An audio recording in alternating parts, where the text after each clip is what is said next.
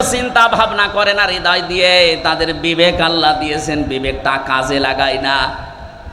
আমি যে প্রথমেই বললাম, মানুষ যদি বিবেক কাজে লাগাতে পারে সে কোনোদিন রাস্তা হারিয়ে ফেলবে না।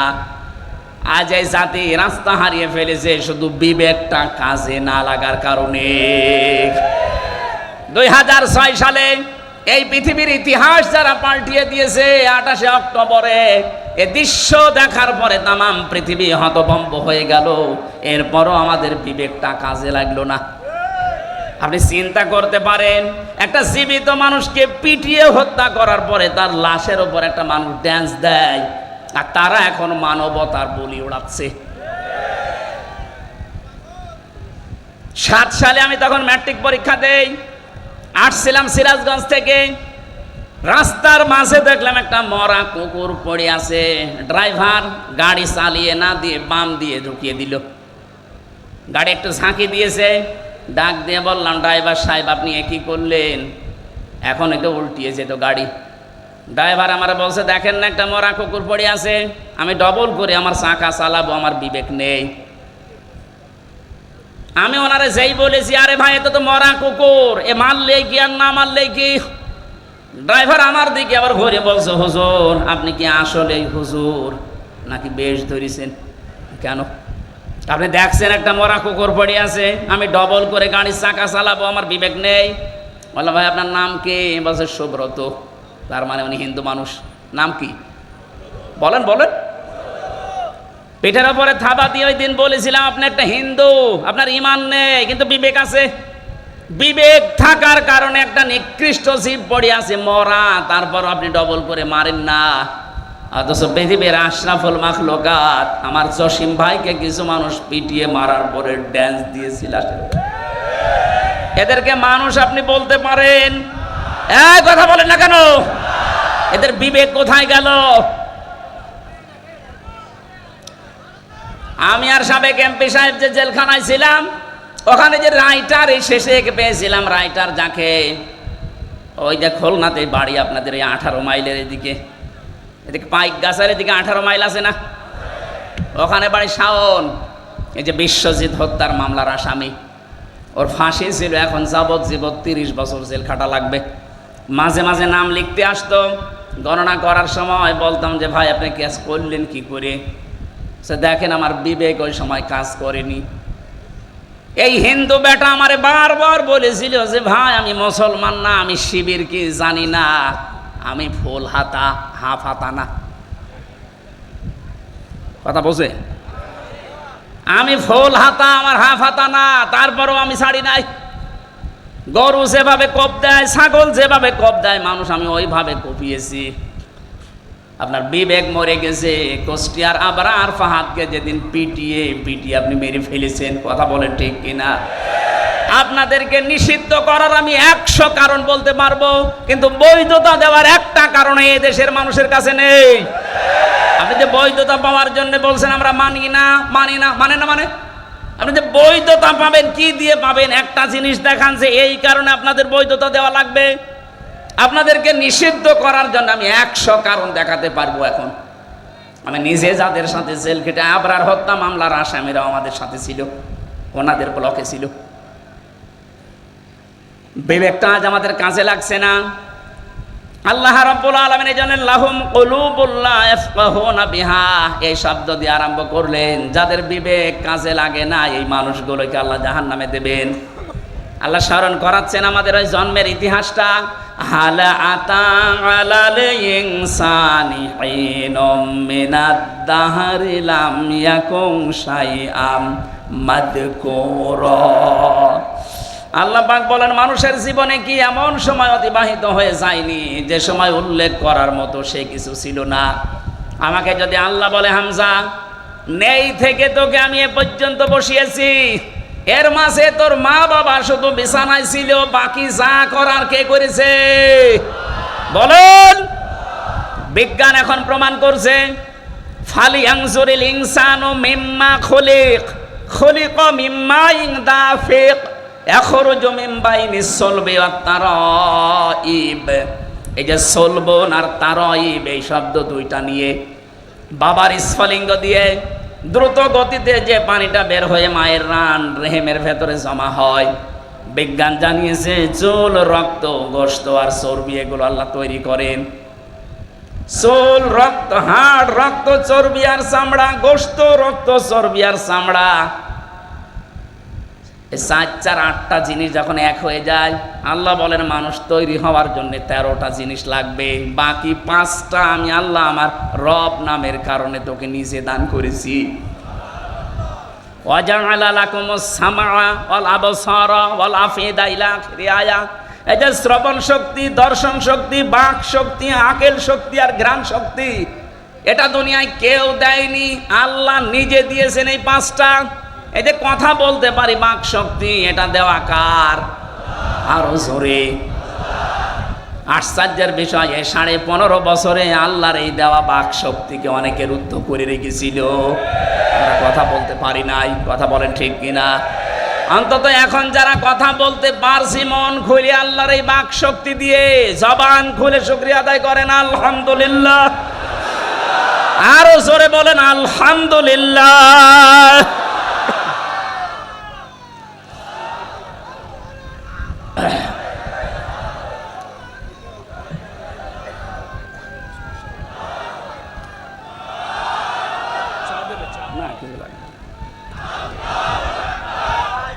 এই বসেন ভাই।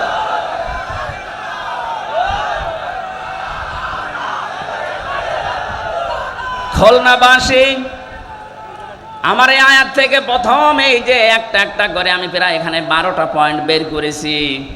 যারা এখানে কলব কাজে লাগাবে না, তাদের এই বিবেক বুদ্ধি এটা যারা কাজে লাগাচ্ছেন না, কি ছিলেন আপনি, কোথায় আসলেন?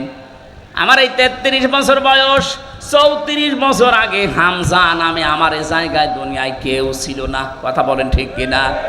দয়া করে আল্লাহ পাক আমাকে এই জায়গা পর্যন্ত নিয়ে এসেছেন। আমার বিবেকটাকে একবারও কাজে লাগছে না যে আমি কোথায় ছিলাম আর কোথায় এলাম। যে মানুষগুলো জাহান্নামে যাবে, এই মানুষগুলো বিবেক কাজে না লাগার কারণে। জাহান্নামের দরজা যখন ফেরেশতা দারোয়ান মালিক দাঁড়িয়ে আছে, হাত্তা ইযা জাউহা ফুতিহাত আবওয়াবুহা وقال لهم خزنتها ألم يأتكم رسل منكم يتلون عليكم آيات ربكم وينذرونكم لقاء يومكم هذا। বলেন আল্লাহু আকবার। খুলনাবাসী, জাহান্নামে যখনই মানুষকে নিয়ে যাওয়া হবে, দরজা খোলা হবে, প্রবেশ করি আবার দরজা তালা লাগিয়ে দেওয়া হবে। এটা আমি জেলখানায় যাওয়ার পরে আয়াতটা আমি উপলব্ধি করতে পেরেছি। আল্লাহ পাক এখানে জাহান্নামের কথা বলার সঙ্গে সঙ্গে জানাননি যে জাহান্নামের দরজা খোলা থাকবে না। জাহান্নামের দরজা সব সময় বন্ধ থাকবে, শুধু আপনাকে প্রবেশ করানোর পরে আবার তালা লাগিয়ে দেবে। বাংলাদেশ সহ বিশ্বে যত কারাগার আছে, জেলখানা আছে, সব নিয়মই এইটা। আসামি প্রবেশ করাবে, করানোর পরে বন্ধ করে দেবে, আবার বের করে দেবে, আবার বন্ধ করে দেবে। কখনো দরজা খোলা থাকে না, 24 ঘন্টা দিন রাত তালা মারা। জাহান্নামও আল্লাহ এইভাবেই বানিয়েছেন, 24 ঘন্টা তালা মারা থাকবে। ভেতরে ফেরেশতারা উপর থেকে জিজ্ঞাসা করবে, তোমাদের কাছে কি নবী রাসূল যায়নি? খুলনার মানুষেরা হয়তো ওই সময় বলতে পারে না, 1500 বছর আগে নবী রাসূল পার হয়ে গেছে, আমি নবী রাসূল পাবো কোথায়? এই যে আলাম ইয়াতিকুম রুসুলুন, এখানে রাসূল বহু বচন না, আল্লাহ এক বচন দেয়নি, বহু বচন দিয়েছেন। প্রশ্ন আসতে পারে, এখন কি রাসূল আছে? কিয়ামত পর্যন্ত আসবে, তাহলে আল্লাহ রসুলুন বহু বচন দিলেন কেন?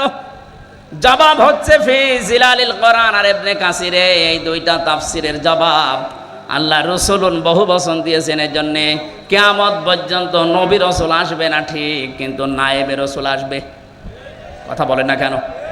তামাম দুনিয়ায় যারা এলেম পেয়েছে, আমরা যাদেরকে আলেম বলি, এই আলেমরা যারা জ্ঞান অনুযায়ী তাদের যোগ্যতা অনুযায়ী আমল করবে, এই মানুষগুলো নায়েবে রসুল, নবীর উত্তরাধিকারী। এই জন্য আল্লাহ রসুল না দিয়ে রসুলুন দিয়েছেন। ও খুলনার মানুষেরা, জাহান্নামের দরজার দারোয়ান ফেরেশতা মালিক উনি বলবে, আরে তোদের কাছে নবী আর রাসূল যায়নি, কিন্তু আমির হামজা গিয়েছিল। এই কথা বলে না কেন? মাওলানা হোসাইন আহমেদ গিয়েছিল, এই জাহান্নামের কথা কি শোনায়নি? এই যে এই শাস্তি সতর্ক করেনি? ওরা তখন বলবে, ক্বালু বালা ক্বাদ জানা নাযীর। হ্যাঁ, আমাদের কাছে সতর্ককারী গিয়েছিল, যে নাম এখন ফেরেশতারা বলবে ওই নামে। হয়তো আমির হামজা বলতে পারে, হোসেন আহমেদ বলতে পারে, রবিউল ইসলাম বলতে পারে, আবুল বাশার বলতে পারে, যারা আলেম নবীর উত্তরাধিকারী নায়েবে রাসূল, তাদের নাম বলা হবে। এই জন্য রসুলুন দিয়েছেন। তারা যখন স্বীকার করবে হ্যাঁ গিয়েছিল, তারপরে কি ফেরেশতারা এই কথা জবাব চাইলে ওরা বলবে, ফাকাযযাবনা ওয়া কুলনা মা নাযালাল্লাহু মিন শাই। আমাদের কাছে গিয়েছিল, কিন্তু কথা শোনার পরে আমরা বিশ্বাস করতাম না, নিজের মনে মনে বলতাম, বেটা মনে হয় মিথ্যা কথা বলে। এরকম মন দেশে নেই। এক কথা বলেন এখন।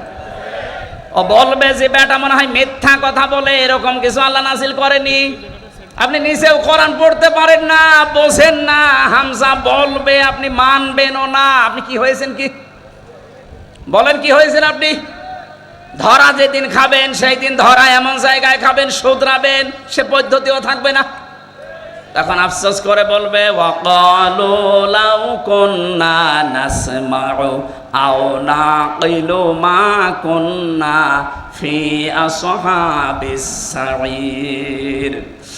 ওই সময় যদি তাদের কথাগুলো শুনতাম আর বিবেক দিয়ে যদি উপলব্ধি করতাম, যদি মেনে নিতাম, তাহলে এই সাঈর নামক জাহান্নামের দরজা দিয়ে আজকে আমাদেরকে আশা লাগতো না। ফাতারাফু বিযামবিহিম, তাদের নিজেদের অপরাধ তারা স্বীকার করবে। ফাসুহকাল লিআসহাবিস সাঈর, জাহান্নামের সাঈর যেটা তার অধিবাসী, তাদেরকে আল্লাহ বাড়িয়ে দেবে। জোরে বলেন নাউজুবিল্লাহ। খুলনাবাসী, আমাদের বিবেক আছে, বিবেক যেন আমাদের কাজে লাগে আজকে থেকেই। হামজা তার বাবার কথা বানিয়ে বলছে না, আপনাদেরকে বাঁচার জন্য আয়াতের পারা, পৃষ্ঠা, লাইন, রুকু, সূরার নাম, তাফসীরের নাম সব বলে দিয়েছি। এরপরও যদি কারো বিবেক কাজে না লাগে, আমার মনে হয় ওর বিবেকের উপরে কুকুরে পোশাক করেছে। তারপরও বলছে ঠিক। আশা করছে বিবেকটা কাজে লাগাবেন। বিবেক যদি সত্যি আপনার কাজে লাগে, আপনি রাস্তা পেয়ে যাবেন। কিন্তু যে মানুষগুলো জুলুম করতে করতে মানুষের বিরুদ্ধে অপপ্রচার করে মানুষকে দুনিয়ায় অপরাধী বানানোর জন্য যারা চেষ্টা চালিয়েছে, এদের বিবেককে আল্লাহ মেরে ফেলেন। সূরা আনফালের 23 নম্বর আয়াতে আল্লাহ জবাব দিয়েছেন, ওয়ালাউ আলিমাল্লাহু ফীহিম খায়রাল লাআসমাআহুম ওয়ালাউ আসমাআহুম লাতাওয়াল্লাউ ওয়া হুম মুরিদুন। ওই মানুষগুলো তো শুনবে না। আপনি যতই তাদেরকে শোনানোর চেষ্টা করেন, ওই মানুষগুলো শুনবে না। না শোনার পেছনে কারণে, ওদের শোনার মতো যে মন, এইটা আল্লাহ নষ্ট করে দিয়েছে ওদের অপরাধের কারণে।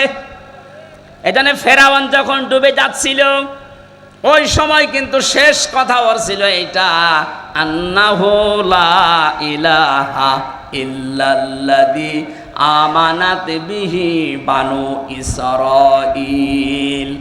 ও বলেছিল আমি ঈমান আনলাম ওই আল্লাহর উপরে, যে আল্লাহর উপরে ঈমান এনেছে বনি ইসরাইল সম্প্রদায়। আমি তো মুসলমান। আল্লাহ বলেছেন আল্লাহ, এখন তাফসিরে আমি হাক্কানিতে পড়েছি, জবাব দিয়েছেন মুফাসসিরিন ইকরাম, ওকে আল্লাহ পাক জিবরাইলকে কেন বললেন মুখের উপরে কাঁটা লাগিয়ে দাও? এই জন্য বলেছিলেন, কারণ লোকটা আল্লাহর একাত্মবাদের ঘোষণা দিয়েছিল, কিন্তু ওই জামানার প্রেরিত পুরুষ যিনি, ওই জামানার নবী রাসূল যিনি হযরতে মুসা, তাকে সে স্বীকার করেনি। বাংলাদেশে আমি আয়াতটা মিলিয়ে দেখলাম, অনেকের জীবনের সাথে মিলে যাচ্ছে। ফেরাউন ঘোষণা দিয়েছিল আল্লাহর, কার? বলেন বলেন। কিন্তু ওই জামানার প্রেরিত পুরুষ যিনি, তার ঘোষণা সে দেয়নি। ও যদি বলতো লা ইলাহা ইল্লাল্লাহ মুসা কালিমুল্লাহ, আল্লাহরে মাফ করে দিত। কিন্তু আল্লাহর ঘোষণা দিয়েছে। আজও বাংলাদেশের দিকে তাকান, অনেক নামধারী মুসলমান এখানেও বসে আছে, তারা আল্লাহর ঘোষণা দেয়, আল্লাহর হুকুম মতো নামাজ পড়ে, রোজা রাখে, হজ করে, দান সাদকা করে। এই যে চারটা কথা বললাম, এগুলো হুকুম কার? আরো জোরে, এগুলো কি একটাও রসুলের হুকুম? বলেন না কেন? নামাজ পড়ে, রোজা রাখে, হজ করে, দান করে, হুকুম কার? আল্লাহর বিধান হয়তো মানে, কিন্তু এই জামানার যিনি প্রেরিত পুরুষ, কিয়ামত পর্যন্ত যিনি নবী আর রাসূল, তার রেসালাতের ঘোষণা যখন দিতে বলা হয় তার জীবন মানার কথা, তখন বলে না এটা রাজনীতি। আল্লাহর কসম, আপনারও মরণ হবে ফেরাউনের মতো। ও যদি আমার আল্লাহর ঘোষণা দিয়ে, রেসালাতের ঘোষণা না দিয়ে মারা যায়, ওকে আল্লাহ যদি বলে তোর ঈমান নসিব হবে না আল আন, এখন কেন? আপনিও যারা এদেশে আছে, বহু মানুষ আমরা দেখতে পাচ্ছি বলে আমরা কি নামাজ পড়ি না, রোজা রাখি না, হজ করি না, দান সাদকা করি না। করেন, এ হুকুম কার? বলেন বলেন। কিন্তু এ জামানার প্রেরিত পুরুষকে মুহাম্মদ রাসূলুল্লাহ, তার জীবনের 23 বছরের জিন্দেগি নবুয়তের, সেটার 13 বছর আপনি মানেন মক্কারটা, মদিনার 10 বছর বলতে গেলে আপনার কাছে রাজনীতি মনে হয়। আপনার মরণ হবে ফেরাউনের মতো। আপনার বিবেক কেন কাজে লাগে না? বিবেকটা কাজে লাগান এখন। ফেরাউন এখনো মিশরের পিরামিডে আছে। ফালিয়াউমা নুনাজ্জিকা বিবাদানিকা লিতাকুনা লিমান খালফাকা আয়া। তোকে আমি নিদর্শন করে রাখলাম, কিয়ামত পর্যন্ত তোর পেছনে যারা আসবে তারা যেন তোকে নিয়ে শিক্ষা নিতে পারে। কিন্তু না, ওয়া ইন্না কাসীরাম মিনান নাসি আন আয়াতিনা লাগাফিলুন। অধিকাংশ মানুষ তোকে দেখতে যাবে, তোকে দেখে আসবে, তোকে দেখা পর্যন্ত শেষ, কিন্তু তারা শিক্ষা নেবে না। এই দেশে যারা দায়িত্বে ছিল, অনেক মানুষ বাইরের বিভিন্ন দেশ ভ্রমণ করেছে, ওখানে যাওয়ার পরে বিভিন্ন নিদর্শনগুলো দেখেছে, কিন্তু দেখার পরে তাদের বিবেকে কাজ করেনি, বিবেক মরে গেছে। ইন্না শাররাদ দাওয়াবি ইনদাল্লাহিস সাম্মুল বুকমুল লাযিনা লা ইয়াকিলুন। সূরা আনফালের 22 নম্বর আয়াতে আল্লাহ জানিয়েছেন, যত সৃষ্টি আমি করেছি সব চাইতে নিকৃষ্ট আমার কাছে ওই লোকটা যার বিবেক কাজে লাগে না। আমাদের অন্তত আল্লাহ যাদের বিবেক দিয়েছে, বিবেকটা কাজে লাগাবেন না লাগাবেন না? যারা লাগাবেন না তারা বিশ্বাস করে নেন আপনি জাহান্নামী। আলাহুম আয়ুনুল লা ইউবসিরুনা বিহা। আল্লাহ আমাদের চোখ দিয়েছেন, যেটা দেখার দরকার ওইটা আমরা দেখি না, যেটা না দেখা দরকার ওইটা আমরা অনেকেই দেখছি। কথা বলেন ঠিক কিনা? যাদের মোবাইলে এমন কোন দৃশ্য আছে যেটা নিজে দেখলে আনন্দ পায়, অন্য কেউ দেখলে লজ্জা পায়, এমন দৃশ্য নেই? কথা বলেন না কেন? যেগুলো আছে এই মুহূর্তে ডিলিট করা লাগবে। যেটা নিজে দেখলে আনন্দ পাচ্ছেন, অন্য কেউ দেখলে আপনি কষ্ট পান, লজ্জা পান, এই দৃশ্যটা হারাম, এটা এই মুহূর্তে ডিলিট করা লাগবে। কারা কারা ডিলিট করবেন হাত তোলেন তো দেখি। আপনার মোবাইল দেখে খুলে দেন, এদিকে আসেন, নিয়ে আসেন তাড়াতাড়ি। ভিডিও ফাংশন দেখেন তো কি আছে, খোলেন তাড়াতাড়ি, খোলেন খোলেন। দাঁড়ান, আমি মাহফিল শেষ করে মোবাইল রাখছি, এটা রেখে দেন তো আমি দেখবো। আলাহুম আয়ুনুল লা ইউবসিরুনা বিহা। আপনার চোখ আছে কিন্তু আপনি না দেখার ভান করেছিলেন। 28 অক্টোবর আপনি দেখতেছেন, তারপরও দলীয় লোক কিছুই বলেননি। এই কথা বলেন না কেন? আজকে ওর 100 ভাগের 1 ভাগ কিছু হলে আপনি চিল্লিয়ে ওঠেন কেন? ওই সময় আপনার বিবেক কি মরে গেছে? ওই সময় আপনার চোখ ছিল না? আলাহুম আযানুল লা ইয়াসমাউনা বিহা। ওদের কান আছে কিন্তু ওরা শোনেনি। দুনিয়ার সব কিছু শুনতো, আমার কোরআনের কথা শুনতো না। কথা বলেন ঠিক কিনা? কত কিছু রেডিওর পর্দায় শুনতেন, টেলিভিশনের শুনতেন, পত্রিকায় শুনতেন, শোনার পরও বলতেন না। খালি বিভিন্ন রকমের মিথ্যা ট্যাগ দিয়ে আপনি সব চেপে যেতেন। আপনার বিবেকটা, এই কানটা, চোখটা কি করেছিলেন? এই 3টি ইন্দ্রিয় শক্তি যারা কাজে লাগায় না, উলাইকা কাল আনআম। আল্লাহ বলেন এগুলো মানুষ না, চতুষ্পদ জানোয়ার। বালহুম আদল, তার চাইতেও নিকৃষ্ট। বলেন নাউজুবিল্লাহ। উলাইকা হুমুল গাফিলুন, তারা গাফেল। আল্লাহ এই আয়াতটা বাস্তব জীবনে আমরা যেন সেট করতে পারি সেই তৌফিক দাও। বলেন আমিন। আবু হুরায়রা রাদিয়াল্লাহু তাআলা আনহু থেকে বর্ণিত হাদিস বলেছিলাম, মান ক্বারাআল কুরআনা, যে ব্যক্তি কোরআন পড়ে, আর এই উদ্দেশ্য নিয়ে 65 বছর আগে মাদ্রাসা কায়েম করা। কথা বলেন ঠিক কিনা? যারা কোরআন পড়ছেন আপনারা, ফাস্তাজহারাহু, কোরআনকে যারা ইজহার করার চেষ্টা চালাবেন, এজহারের 99টা অর্থ আছে। এজহার মানে প্রকাশ করা, এজহার মানে দাঁড় করানো, এজহার মানে বিজয় করা, এজহার মানে কায়েম করা। কোরআন যারা পড়ে এবং কোরআনকে যারা বিজয়ী করার জন্য চেষ্টা চালায়, ফাহাল্লা হালালাহু ওয়া হাররামা হারামাহু, এর ভেতরে হালালকে হালাল জেনে মেনে নেয়, হারামকে হারাম জানার পরে ছেড়ে দেয়, আদখালাহুল্লাহুল জান্নাহ, আল্লাহ পাক তাকে জান্নাতে প্রবেশ করিয়েছে না করাবে? না না, আদখালা এটা মাঝি, আদখালা ইদখিলু এটা অতীতের শব্দ। নবীজি বোঝাতে চেয়েছেন, কোরআনে কারীম যদি তোর দেশে কায়েম হয়ে যায়, বিজয় হয়ে থাকে, তাহলে কোরআনে কারীম বিজয় থাকলে হালালকে হালাল মানা, হারামকে হারাম মানা সহজ হবে। আজ কোরআন এই দেশে কায়েম নেই, এজন্য হালালকে হালাল জানার পরও আমরা অনেক কিছু মানতে পারি না। কথা বলেন ঠিক কিনা? হারামকে হারাম জানার পরও আমরা অনেক কিছু ছেড়ে দিতে পারি না। এটা কোরআন কায়েম থাকলে, বিজয় থাকলে আপনি বাধ্য হবেন। এই জন্যই দরকার এইরকম মানুষগুলোকে কোরআন বুকে নিয়ে যেন সংসদে 151 জন যেতে পারে। এ ব্যবস্থা আমরা করে দিতে রাজি নেই। এটা রেকর্ড হচ্ছে। আগামীতে এই 53 বছর তো আমরা দেখেছি, বাবা চালিয়েছে, স্বামী চালিয়েছে, চাচা চালিয়েছে, বউ চালিয়েছে, ভাবি চালিয়েছে। এখন শুধু বাকি আছে এই কোরআন দিয়ে দেশ চললে কেমন দেখা যায়। কথা বলেন ঠিক কিনা? আমার জীবনের সবচাইতে বড় স্বপ্ন যে 56,000 বর্গ মাইল এটা দিয়ে চলছে। আল্লাহ যেন এটা দেখে মরার তারপরে তৌফিক দেন। যারা যারা চান এটা দিয়ে এই দেশ চলুক, একটু হাত তুলে আল্লাহকে দেখিয়ে দেন। লিল্লাহে তাকবীর। এই দাবি যদি আমাদের এই দেশের 18 কোটি মানুষের কাছে নাও পৌঁছায়, আরো সে পৌঁছে গেছে ইনশাআল্লাহ। আল্লাহ এই উদ্দেশ্য নিয়ে আমাদেরকে যেন মাফ করে দেন। আল্লাহুম্মা আমিন। লা ইলাহা ইল্লা আনতা সুবহানাকা ইন্নী কুনতু মিনাজ জালিমিন। লা হাওলা ওয়ালা কুওয়াতা ইল্লা বিল্লাহিল আলিয়্যিল আযীম। এই মোনাজাতটা বসে করেন, মোনাজাত বসে করেন। আমি মুসাফির মানুষ। রব্বানা যালামনা আনফুসানা ওয়া ইল্লাম তাগফির লানা ওয়া তারহামনা লানাকুনান্না মিনাল খাসিরিন। রব্বুল আলামিন, খুলনা শিরোমণি ঐতিহাসিক এই ময়দানে 3 দিন ব্যাপী তোমার কোরআনের কথাগুলো হচ্ছে। সমাপনী দিবসে আমরা বিবেকের উপরে কিছু কথা বলার পর, শোনার পরে হাত তুলেছি। রব্বুল আলামিন, তুমি আমাদের বিবেককে কাজে লাগানোর তৌফিক দাও। এ বিশাল আয়োজনে যদি সওয়াব দিয়ে থাকো, কোটি কোটি গুণে বাড়িয়ে দাও। এই আলোচনার সাথে, এই মাহফিলের সাথে যারা যুক্ত আছে, যাদের মা বাবা নেই, আল্লাহ কবরগুলোকে সওয়াব পৌঁছিয়ে শান্তি বৃদ্ধি করে দাও।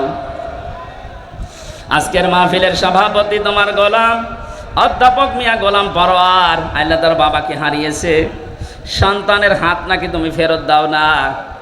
তার অনেকগুলো ভাই বোন হাত তুলেছে। সন্তানদের ওসিলা করে মরহুম মিয়া আব্দুল হামিদকে মাফ করে দাও। তার কবরটা জান্নাতুল ফেরদাউস বানিয়ে দাও। আল্লাহ তাআলা ডাক্তার শেখ মহিউদ্দিন সাহেব কিছুক্ষণ আগে দোয়া চেয়েছে তার বাবার জন্যে। মরহুম শেখ আকিজউদ্দিনকে তার স্ত্রী সহ কবরে আছে, মাফ করে দাও। এ মাহফিলের সাথে যারা জড়িত, এ মাদ্রাসার এর দায়িত্বে যারা আছে, নবীর সম্মানে আল্লাহ তাদেরকে যেন মাফ করে দেন। বিশ্বনবীর খাদেম এই পরিচয় নিয়ে হযরতে ওমর বিশাল একটা ফায়দা তিনি নিয়েছিলেন। আমি তার জীবনীতে পড়েছি। তিনি সন্তানকে মাদ্রাসায় দিলেন। ওই সময় প্রধান বিচারপতির দায়িত্বে ছিল হযরতে আলী রাদিয়াল্লাহু তাআলা আনহু। তিনি তার সন্তানটাকে দিলেন মাদ্রাসায়, হযরতে হুসাইন। বারবার কলম ফেলে দিচ্ছে টেবিল থেকে আর বলছে আমাকে তুলে দাও, তুলে দাও। 3 বার তিনি তুলে দিলেন।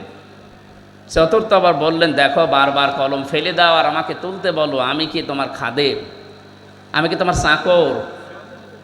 হযরত হোসাইন তিনি বললেন যে তুমি শুধু চাকর না, খাদেম না, তুমি খাদেমের বাচ্চা খাদেম।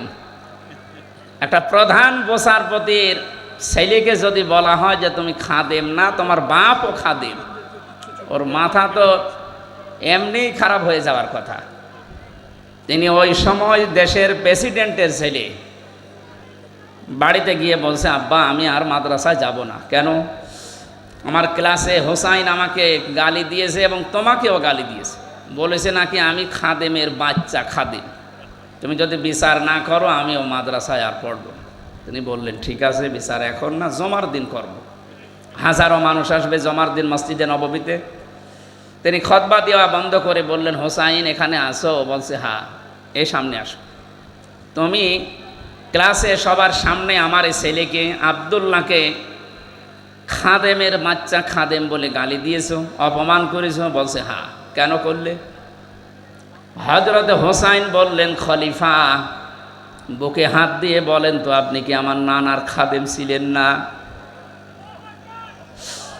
হযরত ওমরের কথা বন্ধ হয়ে গেছে, চোখ দিয়ে দর দর করে পানি ঝরছে। ডাক দিয়ে বলে, নবীর সাহাবীরা বিচার হয়ে গেছে। ছোট মানুষ আব্দুল্লাহ তো বোঝে না, ডাক দিয়ে বলে, বাবা বিচার তো তুমি শুরুই করলে না, হয়ে গেল কি করে? হযরত ওমর বলে, সন্তান যে বিচার করেছি এটা দুনিয়া না, মরণের পরেও কাজে লাগবে। ও হোসাইন, তুমি যে কথাটা বললে এটা কি লিখে দিতে পারবে? আমি একটু দলিল চাই। ছোট মানুষ তো আবেগেই বলছে, নিয়ে আসেন, খাতা কলম নিয়ে আসেন। কাগজ নিয়ে এসেছে, খেজুর পাতা, উনি লিখে দিলেন, ওমর আমার নানার খাদেম ছিল, আমি দেখেছি, ইতি হোসাইন ইবনে আলী, সই করে দিলাম, যান। কাগজটা হাতে নিয়ে হযরত ওমর চুমা খেলেন, চোখে মুখে লাগিয়ে বললেন, নবীর সাহাবীরা আমি যখন মারা যাব এই কাগজটা আমার কাফনের ভেতরে দিয়ে দিও। কিয়ামতে যদি আমার জীবনের কিছুই কবুল না হয়, আল্লাহ যখন আমাকে দাঁড় করাবে তার সামনে, জীবনে কিছুই যদি আল্লাহর ভালো না লাগে, অন্তত কাগজটা তুলে আল্লাহকে দেখাবো, রব্বুল আলামিন দেখো তোমার নবীর নাতি লিখে দিয়েছে আমি নবীর খাদেম ছিলাম, এই ওসিলা হলেও তুমি আমাকে মাফ করে দাও। জান্নাতের গ্যারান্টি তিনি জীবিত অবস্থায় পেয়েছিলেন, তারপরও এই চিন্তা ছিল তার। নবীর এই ঘরের দায়িত্ব 65 বছর যারা পালন করছে, অনেকে কবরে আছে, ওরাও হযরতে ওমরের মতো একটা কিছু নিয়ে আল্লাহর সামনে দাঁড়াতে পারবে। এখন যিনি সভাপতির দায়িত্বে আছেন, আল্লাহ যেন হযরতে ওমরের মতো তাকে এই ব্যবস্থা কিয়ামতে করে দেন। বলেন বলেন। এতক্ষণ যারা আলোচনা রাখলেন, আপনাদের এই জেলার সন্তান মাওলানা আবুল বাশার জিহাদি দামাত বারকাতুহুমুল আলিয়া, আমার সফর সঙ্গে হয়ে সারা দেশে আমার সাথে থাকে বিভিন্ন মাহফিলে। মাওলানা হোসাইন আহমেদ মাহফুজ চুয়াডাঙ্গা, মাওলানা রবিউল ইসলাম আপনাদের খুলনার সন্তান এখানে আছে, অনেক আলেম বসে আছে স্টেজে, আমি অনেকের নামও জানি না।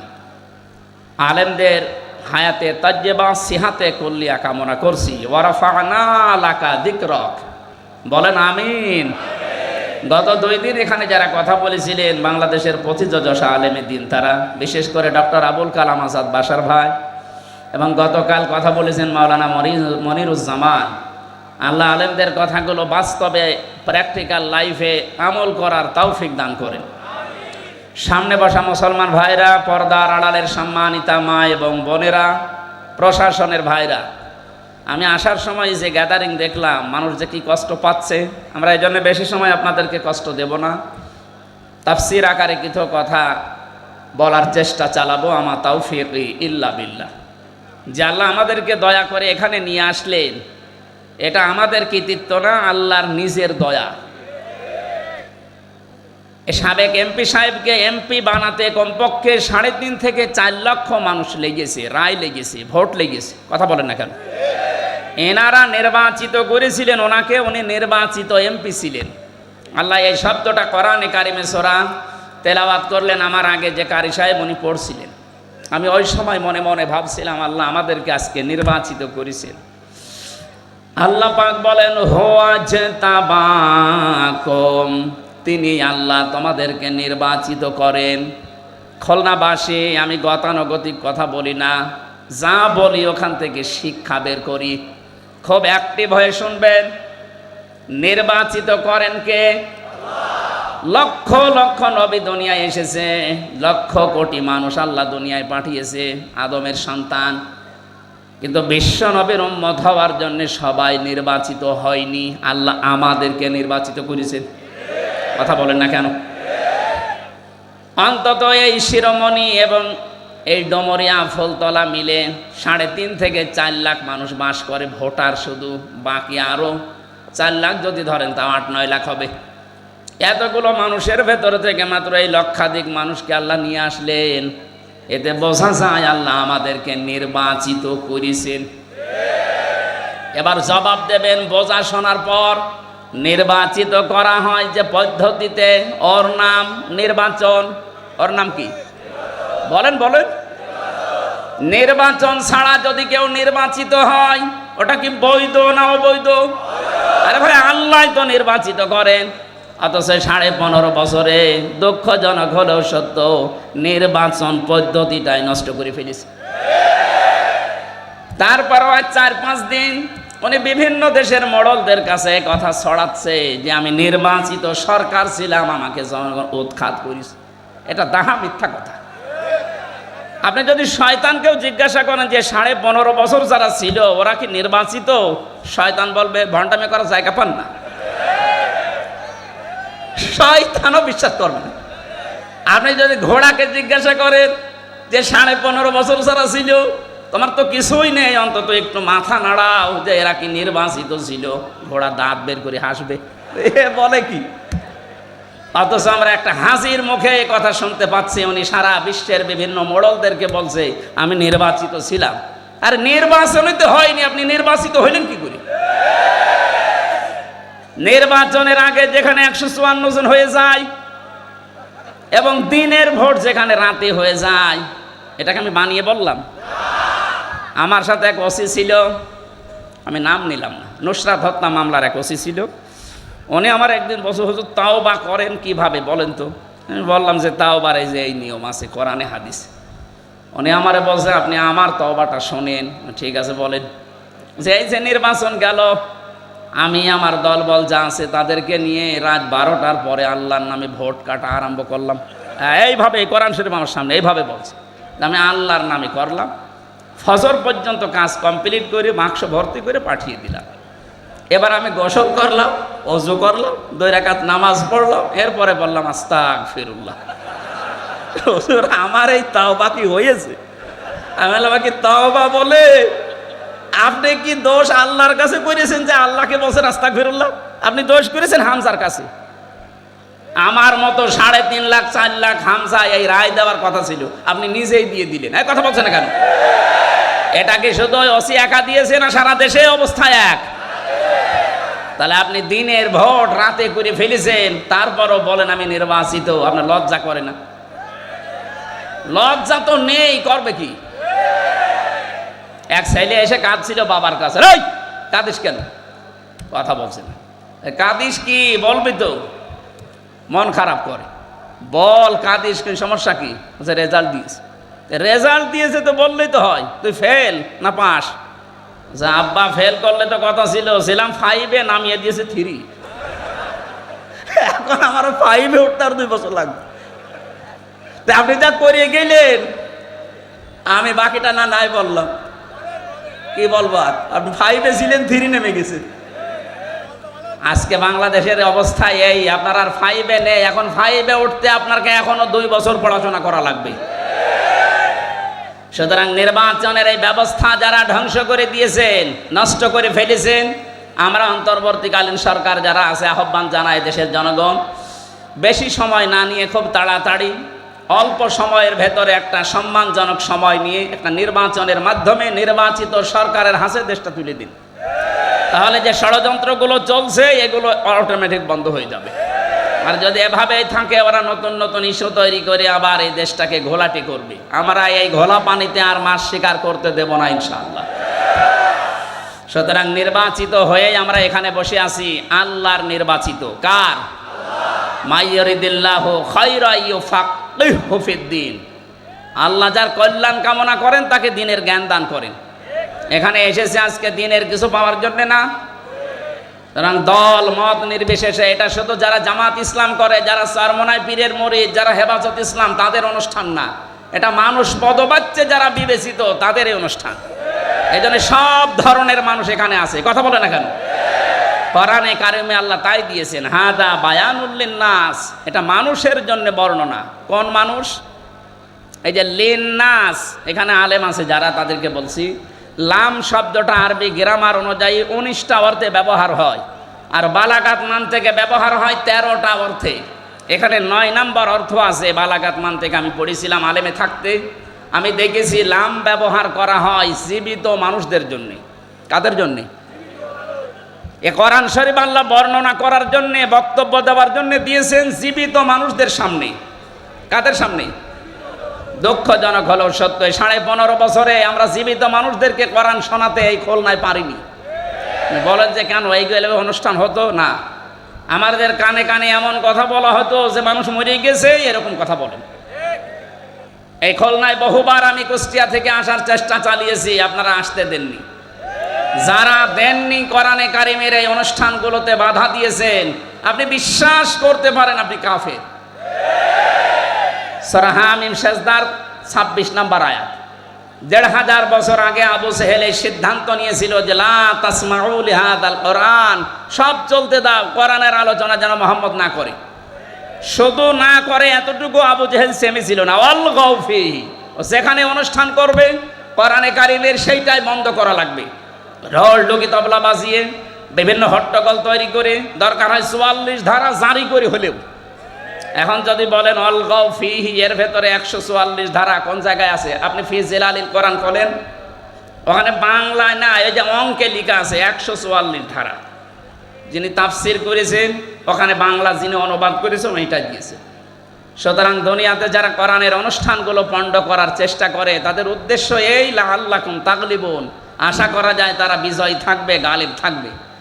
1500 বছর আগে আবু জেহেল খুব ভালো করে জানতো আমি যে চেয়ারে বসে আছি এ চেয়ার অবৈধ চেয়ার। কথা বলেন না কেন? অবৈধ চেয়ারের পায়া নড়বড়ে হয়। ও ভালোভাবে জানতো মুহাম্মদ যেটা বলতে চায় এইভাবে যদি মানুষ বসে, তা আমার চেয়ারের পায়া থাকার কথা না। আমার মনে হয় এই 15.5 বছরে যারা দায়িত্বে ছিল এরাও বুঝেছিল হামজা যেটা বলতে চায় এটা মানুষ বুঝলে আমার চেয়ার থাকবে না। এই জন্য কত বড় বড় বুজুর্গ নিয়ে আসতো, জাতীয় মসজিদের ইমাম আসতো, বাধা নেই। তাহেরি ভাই আসে, বাধা নেই। একজন মারা গেছে তোফাজ্জল হোসেন ভৈরবী ভাই, উনি আসতো, বাধা নেই। আমির হামজা যেন না আসে। কেন? ওরা এসে আপনার বাবার কথা বলবে। বলেন, এই যে বাংলাদেশের নাম করা একটা শিল্পপতি যারা আকিস গ্রুপ, নাম শোনেননি? আমি ওনাদের খতিব ঢাকাতে। ওনারা বাবার নামে একটা অনুষ্ঠান করতে বেজের ডাঙ্গায় 3 বার মাহফিল দিয়েছিল, 1 বার শুধু উঠতে দিয়েছে, 2 বার আমারে ফেরত দিয়েছে। সম্মানিত ভাইরা, যারা এই বোঝার চিন্তায় আছেন, তাহলে আপনি কেন নিজেকে কাফের পরিচয় দিতে লজ্জাবোধ করেন? কোন কারণে? আপনি তো কাফেরই। আল্লাহ বলছেন কোরআন যারা বাধা দেয় এরা কাফের। এরা কি? 2 নম্বরে কোরআন শুনতে আসে, বিশ্বাসও করে, কিন্তু যখন দেখে না এ কাজ কারবার তো আমার সাথে মেলে না, তখন আস্তে করে পেছন দিক থেকে কেটে পড়ে। আল্লাহ বলেন এগুলো মুনাফিক। সূরা নেসা 5 নম্বর পারা 7 নম্বর পৃষ্ঠার 1ম নম্বর লাইনের 61 নম্বর আয়াতে আছে এই তথ্যগুলো। যারা কোরআন শুনতে আসে, বিশ্বাসও করে, কিন্তু কিছুক্ষণ পরে যখন তার প্র্যাকটিক্যাল লাইফে মেলে না তখন চলে যায়, এগুলো মুনাফিক। দেখেন কোনটা ওঠে না। প্রসাব পায়খানা আর বিড়ি খাওয়ার জন্য গেলে যাবেন, কারণ এ জেলাতে বিড়ি তৈরি হয়। এটা বাদ দিয়ে ভালো লাগছে না এই বলে যদি কেউ চলে যায়, ও কি? বলেন বলেন। আমার মনে হয় অন্তত এই 3টা কারণ ছাড়া আর কেউ যাবে না। 3 নম্বরে কোরআন শুনতে আসে যারা, তারা মুমিন। তারা কি? সূরা আনফালের 2 নম্বর আয়াতে আল্লাহ তাদের পক্ষে এমন একটা সুন্দর কথা জানিয়েছেন, আপনি একটু মেলাবেন। আজকে জন্মের পর থেকে আপনি শুনেছেন না, ওভাবে আধুনিকভাবে শোনেন। ইন্নামাল মুমিনুনা আল্লাযীনা ইযা যুকিরাল্লাহু ওয়াজিলাত কুলুবুহুম ওয়াইদা তুলিয়াত আলাইহিম আয়াতুহু যাদাতুহুম ঈমানা ওয়া আলা রাব্বিহিম ইয়াতাওয়াক্কালুন। বলেন আল্লাহু আকবার। আল্লাহ পাক বলেন আমার দৃষ্টিতে, কার দৃষ্টি? আরো জোরে বলেন। আপনি নিজের সাথে এবার মিলাবেন। খুলনা বিভাগের মানুষেরা আমরা নিজেদেরকে সবচাইতে বেশি ভালোবাসি অন্য অন্য বিভাগের চাইতে, কারণ এই বিভাগে আমার জন্ম। আমি খুলনার, নিজেদেরকে বাইরের যখন জেলাতে যাই, বাইরের দেশগুলোতে, বাড়ি কোথায় হয়তো কুষ্টিয়া, চুয়াডাঙ্গা, মেহেরপুর বলে চেনে নাই, জানি খুলনা বলা লাগে। আমি আপনাদের সন্তান হিসাবে ভালোবাসা আপনাদের উপরে বেশি আছে, এই দাবি নিয়ে বলছি। আমি চাই না আপনি জাহান্নামী হয়ে যান। আপনি মিলান তো। আল্লাহর দৃষ্টিতে মুমিন তারা যাদের সামনে আল্লাহর নামগুলো উচ্চারণ হলে তাদের কলিজা কেঁপে ওঠে। ভয়ঙ্কর কাজ করেছে আপনার এই জেলা আর এখানে বাড়ি। আমি নাম শুনেছিলাম রিমান্ডে থাকাকালীন, ইমরান হোসেন ইমন না কি যেন নাম, শেখ ইমরান হোসেন ইমন।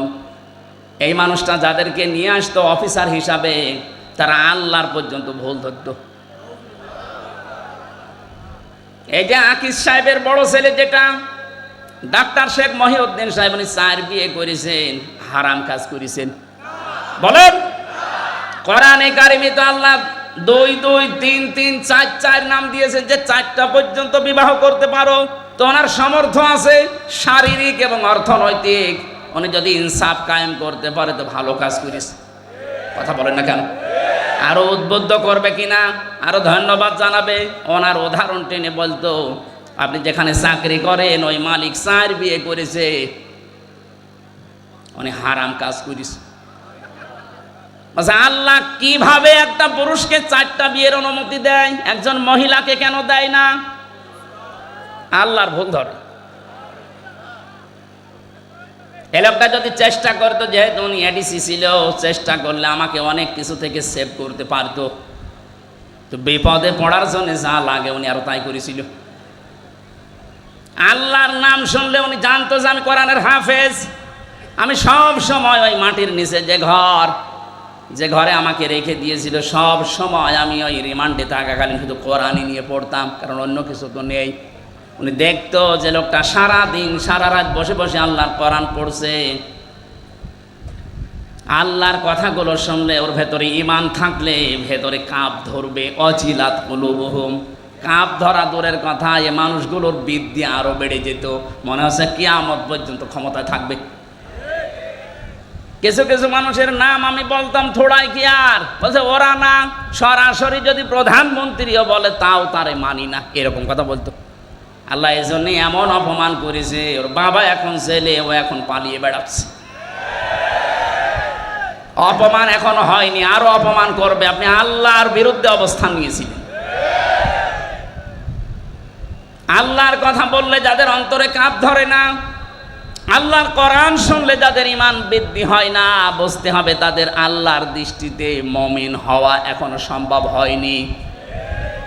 আপনি আল্লাহর দৃষ্টিতে মুমিন হবেন ওই সময় যখন দেখবেন আল্লাহর কোরআন পড়লে আপনার ঈমান আরো বেড়ে যাচ্ছে। প্রশ্ন আসতে পারে, আমার ঈমান যে বেড়ে যাচ্ছে আমি বুঝবো কি করে? হ্যাঁ, কায়দা আছে। সূরা মাইদা 7 নাম্বার পারার 1ম নাম্বার পৃষ্ঠার 1ম নাম্বার লাইনের 73 নাম্বার আয়াতে আছে, ওয়াইদা সামিউ মা উনজিলা ইলার রাসূলি তারা আয়ুনাহুম তাফিদু মিনাদ দামি মিম্মা আরাফু মিনাল হক। হে নবী, আপনি যখন কোরআন তাদেরকে শোনাবেন, ওরা যখন কোরআনের এই মর্মমান এগুলো উপলব্ধি করতে পারে, বুঝতে পারবে, আপনি দেখবেন মনের অজান্তেই তাদের চোখ দিয়ে পানি পড়ছে। এখানে যারা বসে আছি লক্ষাধিক মানুষ, আমরা সবার চোখে পানি আসবে না।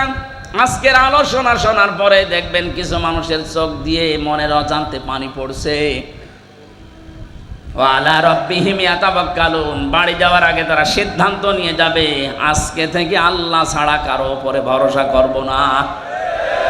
এই 3টি বৈশিষ্ট্য যাদের ভেতরে আছে, আল্লাহর নাম শুনলে কলিজায় কাঁপ ধরবে, আল্লাহর কোরআন শুনলে ঈমান বেড়ে তাদের চোখ দিয়ে পানি আসবে, আল্লাহ ছাড়া কাউকে ভরসার স্থল বানাবে না। আল্লাহর দৃষ্টিতে এরা প্রকৃত মুমিন। এরা কি? আল্লাহ এই মানের শ্রোতা হওয়ার তৌফিক দেন, বলেন আমিন। সুতরাং আমরা নির্বাচিত হয়ে যারা এখানে বসে আছি, আমরা খুশি না বেজার? বলেন বলেন, জবান খুলে বলেন আলহামদুলিল্লাহ। দরুদ আর সালাম পড়ছি আমাদের নবী মুহাম্মদুর রাসূলুল্লাহ সাল্লাল্লাহু আলাইহি ওয়াসাল্লামের প্রতি। আমার আজকের তেলাওয়াতকৃত আয়াত আপনারা দেখেছেন, একটা পরিচিত আয়াত পড়েছি, অনেকের কাছে এটা মুখস্থ আছে। সূরা আরাফ আয়াত নাম্বার 179, একটা মাত্র আয়াত পড়েছি। বিশ্বনবীর লক্ষ কোটি হাদিস থেকে মাত্র একটা হাদিসের অর্ধেক পড়েছি। আমরা এই দুইটার সামনে নিয়ে কিছু কথা আপনাদের সামনে বলবো। আল্লাহ যেন আমাকে তৌফিক দেন, আপনাদের ধৈর্য দেন, বলেন আমিন। এটা কি বিড়ি খেতে যাচ্ছে নাকি ওই 2 নম্বরে? না ভাই, ওঠা যাবে না। যুবক মানুষ যদি উঠে চলে যায়, 1-1.5 ঘন্টা বসে থাকতে পারে না। ও বিয়ে দিলে বউ টেকবে। আমি আর নিচে নামলাম না। এরপরও যদি কেউ চলে যান, এখানে কিন্তু বহু মেয়ের বাবা বসে আছে, চিন্তা ভাবনা করে না হৃদয় দিয়ে। তাদের বিবেক আল্লাহ দিয়েছেন, বিবেকটা কাজে লাগায় না। আমি যে প্রথমেই বললাম, মানুষ যদি বিবেক কাজে লাগাতে পারে, সে কোনোদিন রাস্তা হারিয়ে ফেলবে না। আজ এই জাতি রাস্তা হারিয়ে ফেলেছে শুধু বিবেকটা কাজে না লাগার কারণে। 2006 সালে এই পৃথিবীর ইতিহাস যারা পাল্টিয়ে দিয়েছে, 28শে অক্টোবরে এ দৃশ্য দেখার পরে তামাম পৃথিবী হতভম্ব হয়ে গেল। এরপরও আমাদের বিবেকটা কাজে লাগলো না। আপনি চিন্তা করতে পারেন, একটা জীবিত মানুষকে পিটিয়ে হত্যা করার পরে তার লাশের উপর একটা মানুষ ড্যান্স দেয়, আর তারা এখন মানবতার বলি উড়াচ্ছে। 7 সালে আমি তখন ম্যাট্রিক পরীক্ষা দেই, আসছিলাম সিরাজগঞ্জ থেকে। রাস্তার মাঝে দেখলাম একটা মরা কুকুর পড়ে আছে। ড্রাইভার গাড়ি চালিয়ে না দিয়ে বাম দিয়ে ঢুকিয়ে দিল। গাড়ি একটু ঝাঁকি দিয়েছে, ডাক দিয়ে বললাম, ড্রাইভার সাহেব আপনি কি করলেন? এখন তো উল্টিয়ে যেত গাড়ি। ড্রাইভার আমার বলছে, দেখেন না একটা মরা কুকুর পড়ে আছে, আমি ডবল করে আমার চাকা চালাবো, আমার বিবেক নেই। আমি ওনারে যেই বলেছি, আরে ভাই এটা তো মরা কুকুর, এ মারলে কি আর না মারলে কি? ড্রাইভার আমার দিকে আবার ঘুরে বলছে, হুজুর আপনি কি আসলেই হুজুর নাকি বেশ ধরেছেন? কেন? আপনি দেখছেন একটা মরা কুকুর পড়ে আছে, আমি ডবল করে গাড়ির চাকা চালাবো, আমার বিবেক নেই। বললাম, ভাই আপনার নাম কি? বলছে সুব্রত। তার মানে উনি হিন্দু মানুষ। নাম কি বলেন বলেন। পিঠের ওপরে থাবা দিয়ে ওই দিন বলেছিলাম, আপনি একটা হিন্দু, আপনার ইমান নেই কিন্তু বিবেক আছে। বিবেক থাকার কারণে একটা নিকৃষ্ট জীব পড়ে আছে মরা, তারপর আপনি ডবল করে মারেন না। অথচ পৃথিবীর আশরাফুল মাখলুকাত আমার জসিম ভাইকে কিছু মানুষ পিটিয়ে মারার পরে ড্যান্স দিয়েছিল। এদেরকে মানুষ আপনি বলতে পারেন? কথা বলেন না কেন? এদের বিবেক কোথায় গেল? আমি আর সাবেক এমপি সাহেব যে জেলখানায় ছিলাম, ওখানে যে রাইটার শেষে পেয়েছিলাম, রাইটার যাকে, ওই যে খুলনাতে বাড়ি আপনাদের এই 18 মাইলের এদিকে পাইক গাছের এদিকে 18 মাইল আছে না, ওখানে বাড়ি শাওন। এই যে বিশ্বজিৎ হত্যার মামলার আসামি, ওর ফাঁসি ছিল, এখন যাবজ্জীবন 30 বছর জেল খাটা লাগবে। মাঝে মাঝে নাম লিখতে আসতো, গণনা করার সময় বলতাম যে ভাই আপনি কেস করলেন কি করে? সে দেখেন আমার বিবেক ওই সময় কাজ করেনি। এই হিন্দু বেটা আমারে বারবার বলেছিল যে ভাই আমি মুসলমান না, আমি শিবির কি জানি না, আমি ফুল হাতা হাফ হাতা না। কথা বলছে, আমি ফুল হাতা, আমার হাফ হাতা না, তারপরও আমি ছাড়ি নাই। গরু যেভাবে কোপ দেয়, ছাগল যেভাবে কোপ দেয় মানুষ, আমি ওইভাবে কোপিয়েছি। আপনার বিবেক মরে গেছে। কুষ্টিয়ার আবরার ফাহাদকে যেদিন পিটিয়ে আপনি মেরে ফেলেছেন, কথা বলেন ঠিক কিনা? আপনাদেরকে নিষিদ্ধ করার আমি 100 কারণ বলতে পারবো, কিন্তু বৈধতা দেওয়ার একটা কারণ এই দেশের মানুষের কাছে নেই। আপনি যে বৈধতা পাওয়ার জন্য বলছেন আমরা মানি না, মানে আপনি যে বৈধতা পাবেন, কি দিয়ে পাবেন? একটা জিনিস দেখান যে এই কারণে আপনাদের বৈধতা দেওয়া লাগবে। আপনাদেরকে নিষিদ্ধ করার জন্য আমি 100 কারণ দেখাতে পারবো। এখন আমি নিজে যাদের সাথে জেল খেটে, আবরার হত্যা মামলার আসামিরাও আমাদের সাথে ছিল, ওনাদের ব্লকে ছিল। বিবেকটা আজ আমাদের কাজে লাগছে না। আল্লাহ রাব্বুল আলামিন জানেন লাহুম কুলুবুল লা ইয়াফকাহুনা বিহা, এই শব্দ দিয়ে আরম্ভ করলেন। যাদের বিবেক কাজে লাগে না এই মানুষগুলোকে আল্লাহ জাহান্নামে দেবেন। আল্লাহ স্মরণ করাচ্ছেন আমাদের ওই জন্মের ইতিহাসটা। হালা আতা আলাল ইনসানি হিনুম মিনাদ দাহরি লাম ইয়াকুন শাইআম মাযকুরা। আল্লাহ পাক বলেন মানুষের জীবনে কি এমন সময় অতিবাহিত হয়ে যায়নি যে সময় উল্লেখ করার মতো সে কিছু ছিল না। আমাকে যদি আল্লাহ বলে হামজা নেই থেকে তোকে আমি এ পর্যন্ত বসিয়েছি, এর মাঝে তোর মা বাবা শুধু বিছানায় ছিল, বাকি যা করার কে করেছে বলেন?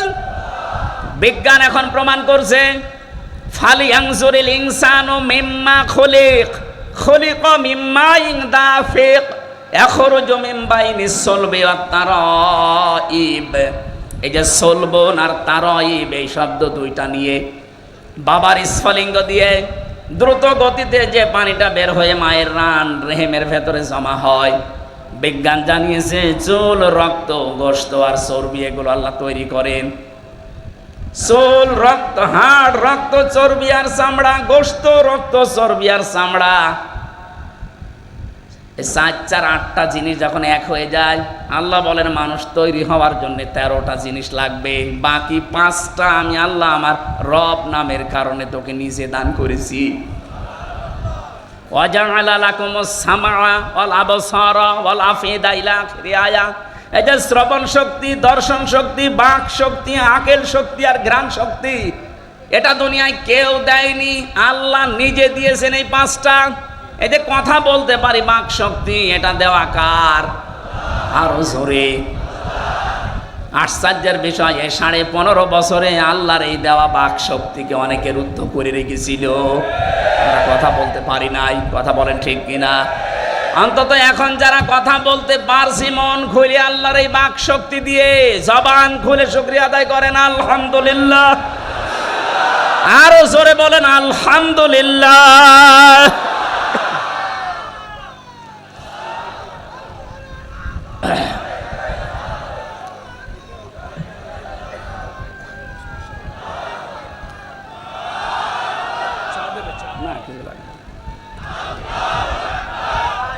এই বসেন ভাই।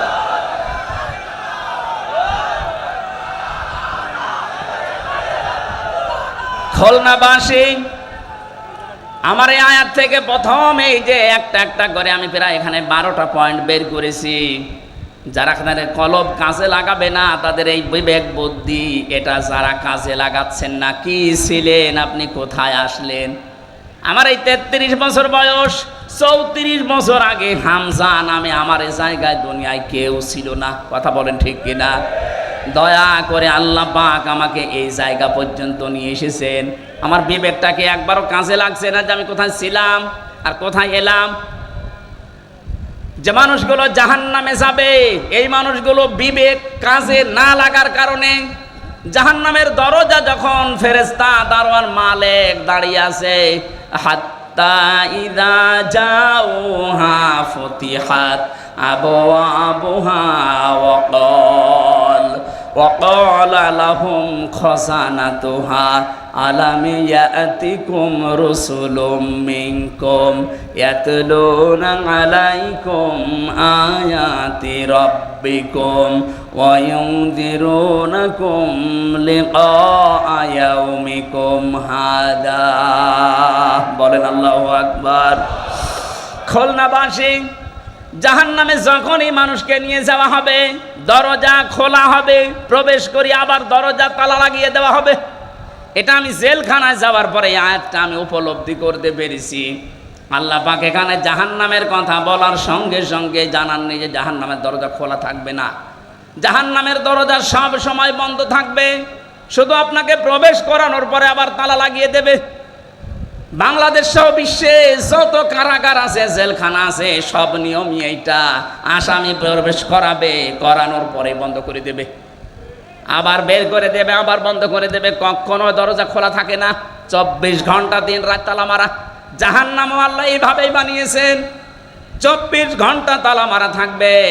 ভেতরে ফেরেশতারা উপর থেকে জিজ্ঞাসা করবে, তোমাদের কাছে কি নবী রাসূল যায়নি?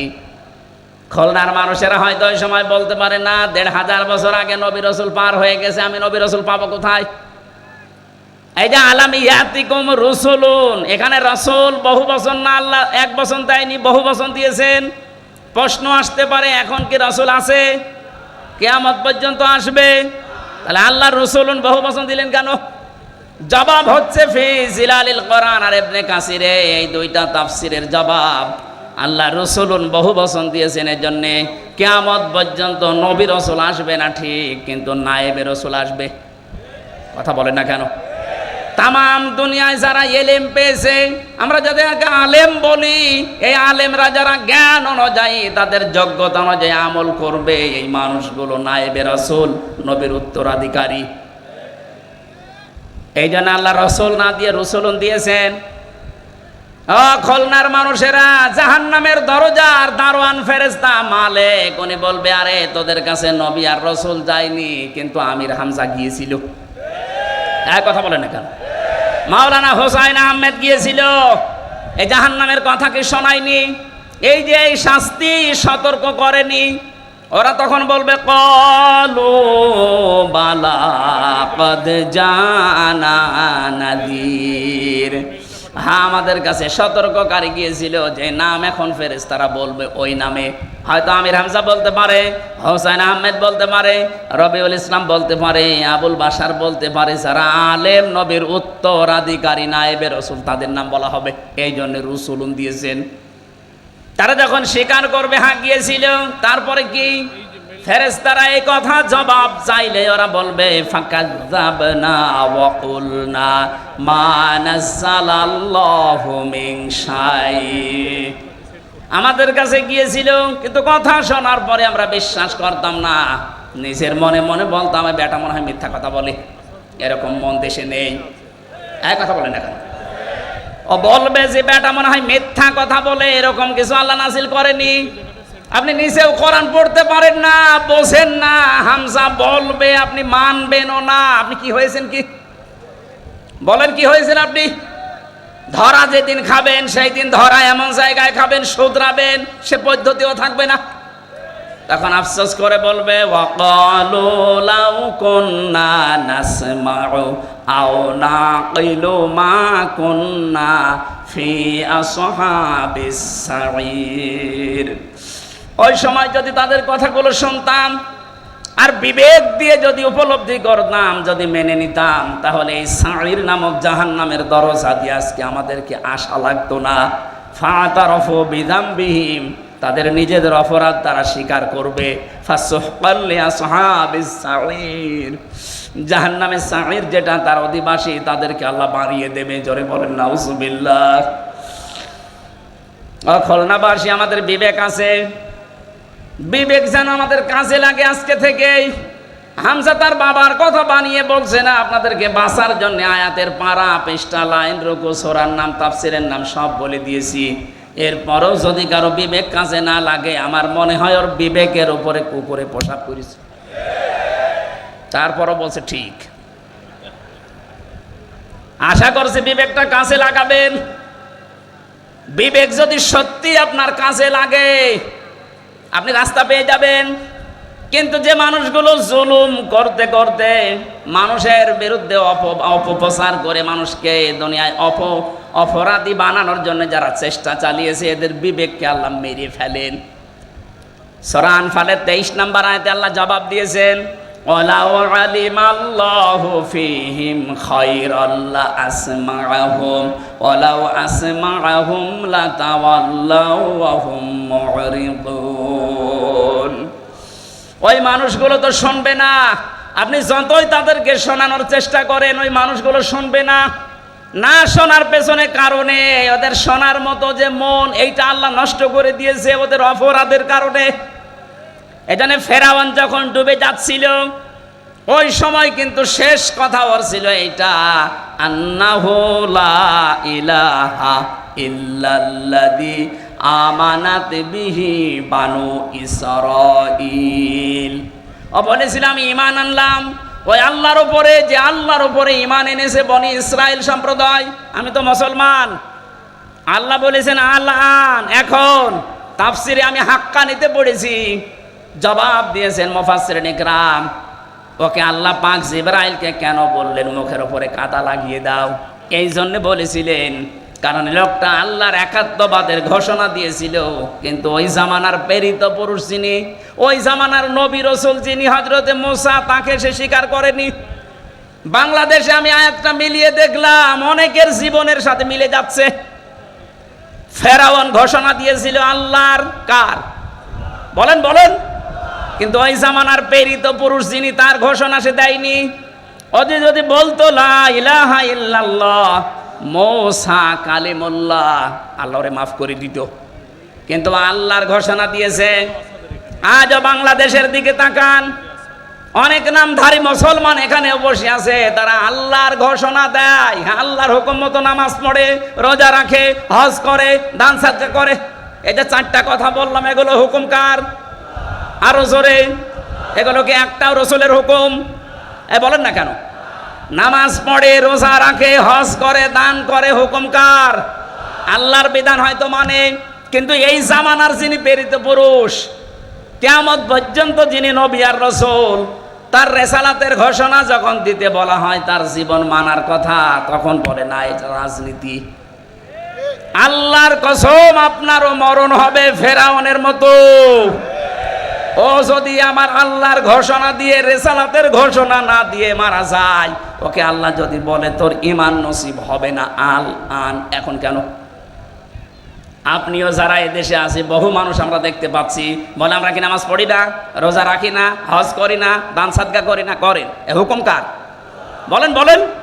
কিন্তু এ জামানার প্রেরিত পুরুষকে মুহাম্মদ রাসূলুল্লাহ, তার জীবনের 23 বছরের জিন্দেগি নবুয়তের, সেটার 13 বছর আপনি মানেন মক্কারটা, মদিনার 10 বছর বলতে গেলে আপনার কাছে রাজনীতি মনে হয়। আপনার মরণ হবে ফেরাউনের মতো। আপনার বিবেক কেন কাজে লাগে না? বিবেকটা কাজে লাগান এখন। ফেরাউন এখনো মিশরের পিরামিডে আছে। ফালিয়াউমা নুনাজ্জিকা বিবাদানিকা লিতাকুনা লিমান খালফাকা আয়া। তোকে আমি নিদর্শন করে রাখলাম, কিয়ামত পর্যন্ত তোর পেছনে যারা আসবে তারা যেন তোকে নিয়ে শিক্ষা নিতে পারে। কিন্তু না, ওয়া ইন্না কাসীরাম মিনান নাসি আন আয়াতিনা লাগাফিলুন। অধিকাংশ মানুষ তোকে দেখতে যাবে, তোকে দেখে আসবে, তোকে দেখা পর্যন্ত শেষ, কিন্তু তারা শিক্ষা নেবে না। এই দেশে যারা দায়িত্বে ছিল, অনেক মানুষ বাইরের বিভিন্ন দেশ ভ্রমণ করেছে, ওখানে যাওয়ার পরে বিভিন্ন নিদর্শনগুলো দেখেছে, কিন্তু দেখার পরে তাদের বিবেকে কাজ করেনি, বিবেক মরে গেছে। ইন্না শাররাদ দাওয়াবি ইনদাল্লাহিস সাম্মুল বুকমুল্লাযিনা লা ইয়াকিলুন। সূরা আনফালের 22 নম্বর আয়াতে আল্লাহ জানিয়েছেন, যত সৃষ্টি আমি করেছি সব চাইতে নিকৃষ্ট আমার কাছে ওই লোকটা যার বিবেক কাজে লাগে না। আমাদের অন্তত আল্লাহ যাদের বিবেক দিয়েছে, বিবেকটা কাজে লাগাবেন না লাগাবেন না? যারা লাগাবেন না তারা বিশ্বাস করে নেন আপনি জাহান্নামী।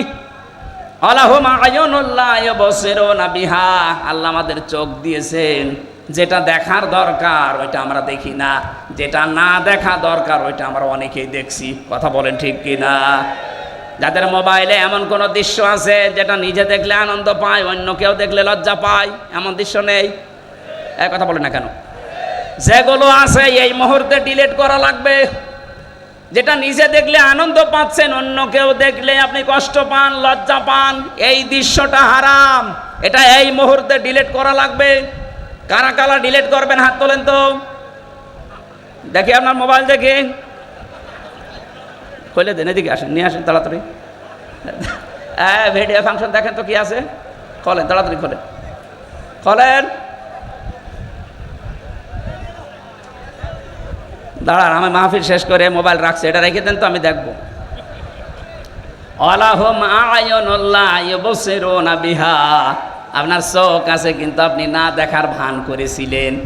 28 অক্টোবর আপনি দেখতেছেন, তারপরও দলীয় লোক কিছুই বলেননি। এই কথা বলেন না কেন? আজকে ওর 100 ভাগের 1 ভাগ কিছু হলে আপনি চিল্লিয়ে ওঠেন কেন? ওই সময় আপনার বিবেক কি মরে গেছে? ওই সময় আপনার চোখ ছিল না? আলাহুম আযানুল্লাহ ইয়াসমাউনা বিহা, ওদের কান আছে কিন্তু ওরা শোনেনি। দুনিয়ার সব কিছু শুনতো, আমার কোরআনের কথা শুনতো না। কথা বলেন ঠিক কিনা? কত কিছু রেডিওর পর্দায় শুনতেন, টেলিভিশনে শুনতেন, পত্রিকায় শুনতেন, শোনার পরও বলতেন না। খালি বিভিন্ন রকমের মিথ্যা ট্যাগ দিয়ে আপনি সব চেপে যেতেন। আপনার বিবেকটা, এই কানটা, চোখটা কি করেছিলেন? এই 3টি ইন্দ্রিয় শক্তি যারা কাজে লাগায় না, উলাইকা কাল আনআম, আল্লাহ বলেন এগুলো মানুষ না, চতুষ্পদ জানোয়ার। বালহুম আদল, তার চাইতেও নিকৃষ্ট। বলেন নাউজুবিল্লাহ। উলাইকা হুমুল গাফিলুন, তারা গাফেল। আল্লাহ এই আয়াতটা বাস্তব জীবনে আমরা যেন সেট করতে পারি, সেই তৌফিক দাও। বলেন আমিন। আবু হুরায়রা রাদিয়াল্লাহু তাআলা আনহু থেকে বর্ণিত হাদিস বলেছিলাম, মান ক্বারাআল কোরআনা, যে ব্যক্তি কোরআন পড়ে। আর এই উদ্দেশ্য নিয়ে 65 বছর আগে মাদ্রাসা কায়েম করা। কথা বলেন ঠিক কিনা? যারা কোরআন পড়ছেন আপনারা, ফাস্তাজহারাহু, কোরআনকে যারা ইজহার করার চেষ্টা চালাবেন, এজহারের 99টা অর্থ আছে। এজহার মানে প্রকাশ করা, এজহার মানে দাঁড় করানো, এজহার মানে বিজয় করা, এজহার মানে কায়েম করা। কোরআন যারা পড়ে এবং কোরআনকে যারা বিজয়ী করার জন্য চেষ্টা চালায়, ফাহাল্লা হালালাহু ওয়া হাররামা হারামাহু, এর ভেতরে হালালকে হালাল জেনে মেনে নেয়, হারামকে হারাম জানার পরে ছেড়ে দেয়। আদখালাহুল্লাহুল জান্নাহ, আল্লাহ পাক তাকে জান্নাতে প্রবেশ করিয়েছে না করাবে?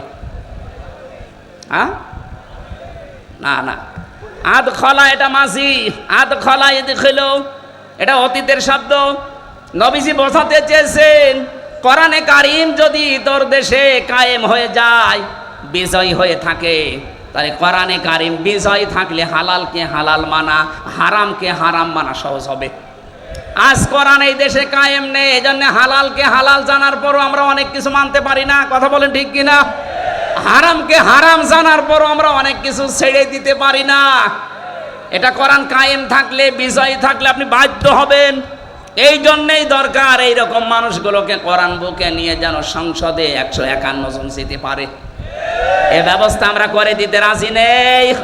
এটা রেকর্ড হচ্ছে। আগামীতে এই 53 বছর তো আমরা দেখেছি, বাবা চালিয়েছে, স্বামী চালিয়েছে, চাচা চালিয়েছে, বউ চালিয়েছে, ভাবি চালিয়েছে। এখন শুধু বাকি আছে এই কোরআন দিয়ে দেশ চললে কেমন দেখা যায়। কথা বলেন ঠিক কিনা? আমার জীবনের সবচাইতে বড় স্বপ্ন যে 56,000 বর্গ মাইল এটা দিয়ে চলছে। আল্লাহ যেন এটা দেখে মরার তারপরে তৌফিক দেন। যারা যারা চান এটা দিয়ে এই দেশ চলুক, একটু হাত তুলে আল্লাহকে দেখিয়ে দেন। লিল্লাহে তাকবীর। এই দাবি যদি আমাদের এই দেশের 18 কোটি মানুষের কাছে নাও পৌঁছায়, আরো সে পৌঁছে গেছে ইনশাআল্লাহ। আল্লাহ এই উদ্দেশ্য নিয়ে আমাদেরকে যেন মাফ করে দেন। আল্লাহুম্মা আমিন। লা ইলাহা ইল্লা আনতা সুবহানাকা ইন্নী কুনতু মিনাজ জালিমিন। লা হাওলা ওয়ালা কুওয়াতা ইল্লা বিল্লাহিল আলিয়্যিল আযীম। এই মোনাজাতটা বসে করেন, মোনাজাত বসে করেন। আমি মুসাফির মানুষ। রব্বানা যালামনা আনফুসানা ওয়া ইল্লাম তাগফির লানা ওয়া তারহামনা লানাকুনান্না মিনাল খাসিরিন। রব্বুল আলামিন, খুলনা শিরোমণি ঐতিহাসিক এই ময়দানে 3 দিন ব্যাপী তোমার কোরআনের কথাগুলো হচ্ছে। সমাপনী দিবসে আমরা বিবেকের উপরে কিছু কথা বলার পর, শোনার পরে হাত তুলেছি। রব্বুল আলামিন, তুমি আমাদের বিবেককে কাজে লাগানোর তৌফিক দাও। এ বিশাল আয়োজনে যদি সওয়াব দিয়ে থাকো, কোটি কোটি গুণে বাড়িয়ে দাও। এই আলোচনার সাথে, এই মাহফিলের সাথে যারা যুক্ত আছে, যাদের মা বাবা নেই, আল্লাহ কবরগুলোকে সওয়াব পৌঁছিয়ে শান্তি বৃদ্ধি করে দাও। আজকের মাহফিলের সভাপতি তোমার গোলাম অধ্যাপক মিয়া গোলাম পরোয়ার, আল্লাহ তার বাবাকে হারিয়েছে। সন্তানের হাত নাকি তুমি ফেরত দাও না। তার অনেকগুলো ভাই বোন হাত তুলেছে। সন্তানদের ওসিলা করে মরহুম মিয়া আব্দুল হামিদকে মাফ করে দাও। তার কবরটা জান্নাতুল ফেরদাউস বানিয়ে দাও। আল্লাহ তাআলা ডাক্তার শেখ মহিউদ্দিন সাহেব কিছুক্ষণ আগে দোয়া চেয়েছে তার বাবার জন্যে। মরহুম শেখ আকিজউদ্দিনকে তার স্ত্রী সহ কবরে আছে, মাফ করে দাও। এ মাহফিলের সাথে যারাই জড়িত এ মাদ্রাসার, আমি নিজেই 3 মেয়ের বাবা, এই যে হোসাইন 2 মেয়ের বাবা, রবিউল 1 মেয়ে। কত মাওলানা বসে আছে দেখেন না, মেয়ে বিয়ে দেবে বলে আপনি চলে যাবেন মানে? হাজার হাজার মানুষ বসে আছে, মেয়ের বাবারা যে আজকে জামাই সিলেক্ট করবে, এখানে যে 1.5 ঘন্টায় আপনি একটু চলে যান, বলবেন না এর কাছে দিলে আমার মেয়ের জীবন দুনিয়া শেষ। শেষে দেখবেন আপনার আর জীবনে বিয়েই হবে না, কারণ এটা রেকর্ড হচ্ছে। সারা দুনিয়া ছড়িয়ে যাবে যে ওই যে উঠে চলে যাচ্ছে, ওইটার মনে হয় সমস্যা আছে। আশা করছে আপনি 1 ঘন্টা মতো থাকবেন, না চলে যাবেন? থাকবেন তো? সূরা আরাফে 206টা আয়াত আছে, 14টা রুকু আছে, মাত্র 1টা আয়াত পড়েছি। আমরা তাফসীর আকারে কথা বলতে চাই নাকি মাছের কাহিনী শুরু করব? তাফসীর শুনতে রাজি আছেন না? আরফ এ শব্দের শাব্দিক অর্থ পরিচিত হওয়া। আরফ মানে কি? এই সূরায় 206টা আয়াত আছে বললাম, এর 46 নম্বর আয়াতের মাঝের অংশে আপনি দেখবেন এই নামটা আছে, আল্লাহ নিজে ব্যবহার করেছেন। ওয়া বাইনাহুমা হিজাব ওয়া আলাল আরফ। এই যে আরফ শব্দটা, এখান থেকে এর নামকরণ। এটা তাফসিরে ইবনে কাসির থেকে বলছে, মুফাসসির লিখেছেন ওয়া বাইনাহুমা হিজাব। এই আয়াতটা আল্লাহ কেন নাজিল করলেন জানেন? নবীজি ব্যাখ্যায় বলছিলেন কিয়ামতের দিন আল্লাহ বিশাল একটা প্রাচীর বানাবেন জান্নাত জাহান্নামের মাঝে। কিছু মানুষকে ওখানে দাঁড় করিয়ে দেবেন, এদেরকে আল্লাহ জাহান্নামেও দেবে না, জান্নাতেও দেবে না। সাহাবী প্রশ্ন করলেন হযরতে আবু যর রাদিয়াল্লাহু তাআলা আনহু, হে নবী, এরা জান্নাতে যাবে না, তার কারণ কি? বিশ্বনবী জানিয়েছেন এরা জান্নাতে যাবে না এই কারণে মানুষগুলোর সব কাজ দুনিয়ায় ভালো ছিল, শুধু মা বাবার সাথে খারাপ আচরণ করত। এরকম আল্লাহর ওলি এখানে বসে নেই? এই কথা বলুন। আপনার পায়ে ধরে বলছি, আপনি এখনই শুধরান, এখনই থামেন। তামাম দুনিয়া ভর্তি নেকি নিয়ে আপনি হাজির হবেন কিয়ামতে, কিন্তু মা বাবার মনে যদি বৈধ কোনো কারণে কষ্ট দিয়ে থাকেন, আপনি লিখে নিতে পারেন, জান্নাত পাবেন না। নবীজি জানিয়েছেন হোমা জান্নাতুকা হোমা নারুকা, মা বাপ তোর জান্নাত, মা বাপ তোর জাহান্নাম। সুতরাং আমাদের আমল যদি, কাজ যদি এরকম কারো থেকে থাকে, সে যেন এক্ষুনি পাল্টিয়ে যায়। কথা বলেন না কেন? আর আমি যতদূর লেখাপড়া করেছি, আমি বাস্তবতা যতটুকু দেখছি, আমার বয়স অল্প আপনাদের চাইতে, আমার এখন 33 বছর, কিন্তু বাস্তব অভিজ্ঞতা আপনাদের অনেকের চাইতে আমার বেশি আছে। আমার মতো ঘোরাঘুরি আমার মুরব্বিও জীবনে করেনি। আমি যত জায়গায় গেছি বাংলাদেশ সহ বিশ্বের, এ মুরব্বি এত বছর বয়সও মনে হয় অত জায়গার নামও শোনেনি। আমরা রাতের বেলা চলাফেরা করা মানুষ, রাতের বেলা আমরা দেখি 3টা জিনিস বেশি দেখা যায় রাস্তায়, একটা বক্তা, একটা কুত্তা আর একটা পুলিশ। এখন পুলিশ একটু কম পাওয়া যাচ্ছে, কিন্তু বক্তা আর কুত্তা পাওয়া যাচ্ছে রাস্তায়। রাত যত বেশি হয় রাস্তায় পাওয়া যায় হয় কুকুর নাই বক্তা। কথা বলছেন এখন? পুলিশের নাম বললে ওরা আবার রাগ করে, হুজুর আপনি কুকুরের সাথে তুলনা দিলেন। আরে ভাই, সে নামে তো আমিও আছি, আমি বক্তার নাম বলিনি। রাতের বেলা তো দেখা এদের সাথেই হয়, তাছাড়া অন্য কেউ তো আর রাত জেগে থাকে না, তারা তো ঘুমিয়ে থাকে। এই জন্য বাস্তব অভিজ্ঞতায় আমি বলছি, এই দেশের বহু সংসারে আজ সন্তান জাহান্নামী হয়ে ওই আরাফ নামক প্রাচীরে দাঁড় করা অবস্থায় থাকবে এই দেশে তার বউর কারণে। অধিকাংশ বউগুলো তার আচরণের কারণে সন্তান বাধ্য হয় মা বাবার সাথে খারাপ ব্যবহার করতে। বলেন, তিরমিজি শরীফের হাদিস বলছি, হাজারো মেয়ে লোক বসে আছে, মহিলা প্যান্ডেলের এরকম 4টা বানিয়েছে এরা, আপনাদের চাইতে 4 ডবল মহিলা বসে আছে।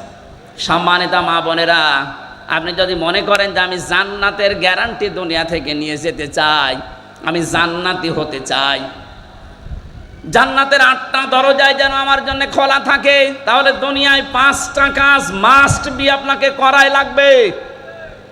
1 নম্বরে নবীজি বলেন, ইজা নাজারা ইলাইহা সাররাতুহু, যখন কোনো স্বামী তার স্ত্রীর দিকে তাকাবে সে যেন স্বামীকে খুশি করে।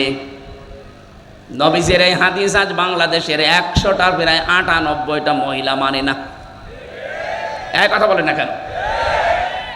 সারাদিনের পরিশ্রান্ত শরীর নিয়ে বাড়িতে আসবে।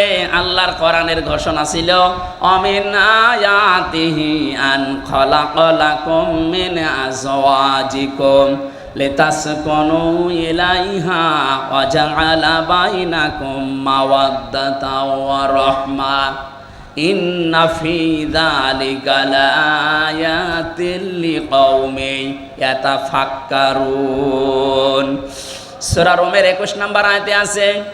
এটা 21 নম্বর পারার 5 নম্বর পৃষ্ঠা 7 নম্বর লাইনে পাবেন। তাফসিরে ফি জিলালিল কোরআনে আছে।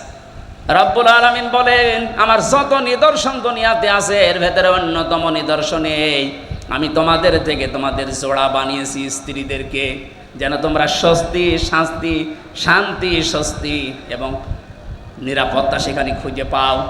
তো বাস্তবে আমরা হাজারো স্বামী আজ স্ত্রীর কাছে এই রেসপন্স, এই সম্মান এগুলো না পাওয়ার কারণে বাধ্য হয়ে অন্য জায়গায় লাইন করি। অবশ্য ঠিক, করোনার মানুষ তো বদনাম করে ফেলবে দেখছি।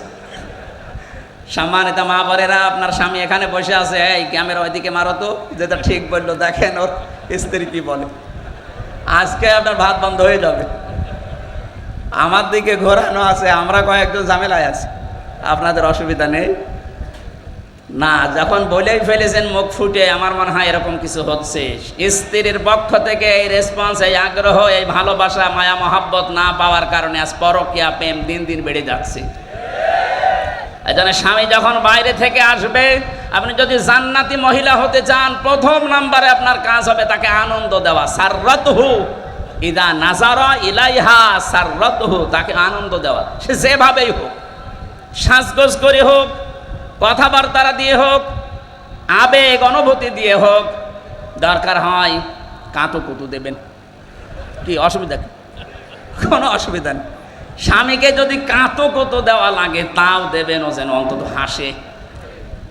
2 নাম্বার, ইদা গাবা আনহা হাফিজাতুহু, যখন আপনার স্বামী বাইরে থাকবে ওই সময়টা নিজের শরীর, নিজের সম্ভ্রম, ইজ্জত আপনি হেফাজত করে রাখবেন। দুঃখজনক হলো সত্য যে এখন বিভিন্ন নেতারা ধরা পড়ছে, এদের নাকি রাতের বেলা ঘুম পাড়ানোর জন্য আলাদা মানুষ লাগতো। বলেন নাউজুবিল্লাহ। যারা এসে এদেরকে ঘুম পাড়াতো এরা কারো না কারো বউ। এই কথা বলেন না কেন? আমি নাম ধরি না সহজে, যা দেখতে পাচ্ছি বাধ্য হওয়া লাগছে এদের চরিত্রের বর্ণনা দিতে। এটা মানুষের চরিত্র বলে। নবীজি 3 প্রকার মানুষকে সবচাইতে বেশি লানত দিয়েছেন। তার 1 নম্বরে যারা বুড়ো জেনাখোর। আরে 15.5 বছরে আমার মনে হয় বুড়ো জেনাখোর বেড়ে গিয়েছিল। 75, 80, 85 বছর বয়স, শরীর চলে না, বাকিটা বললাম না। কথা বলে না কেন? এখন বের হচ্ছে না। তারা সম্মানিত মানুষের জন্য তাদের নাম নিলাম না। কি চরিত্র আপনার! চেহারা দেখলে কাকের মতো মনে হয়, অথচ মুখের জেনা, হাতের জেনা, কলবের জেনার বাকি জেনা আমি নাই বললাম। এগুলো সব এখন বের হচ্ছে। কথা বলেন না কেন? যারা আপনাকে ঘুম পাড়িয়ে রাত 12টা, রাত 2টায় বাড়ি যেত, এরা কারো না কারো বউ। বলেন না কেন? এরা কোনোদিন জান্নাত পাবে? ইদা গাবা আনহা হাফিজাতুহু, স্বামী যখন থাকবে না নিজেকে আপনি পরিশুদ্ধ করে রাখবেন। এটা জান্নাতি মহিলাদের নিদর্শন। এটা হাজারো মেয়ে লোকের ভেতরে পাওয়া যায় না। স্বামী বাইরে গেলে উল্টা পাল্টা মোবাইল নাম্বারে কল দিয়ে এমন এমন কথা বলে, সংসার ভেঙে যেতে শেষে বাধ্য হয়। কথা বলে না কেন ভাই? 3 নম্বরে বিশ্ব নবী জানিয়েছেন, ওয়া তুইনু আলা দীনি যাওজাতিহা, তোমার স্বামী যখন বাইরে দিনের কাজ করবে, এই মহিলা নেককার হলে তাকে সাহায্য করবে।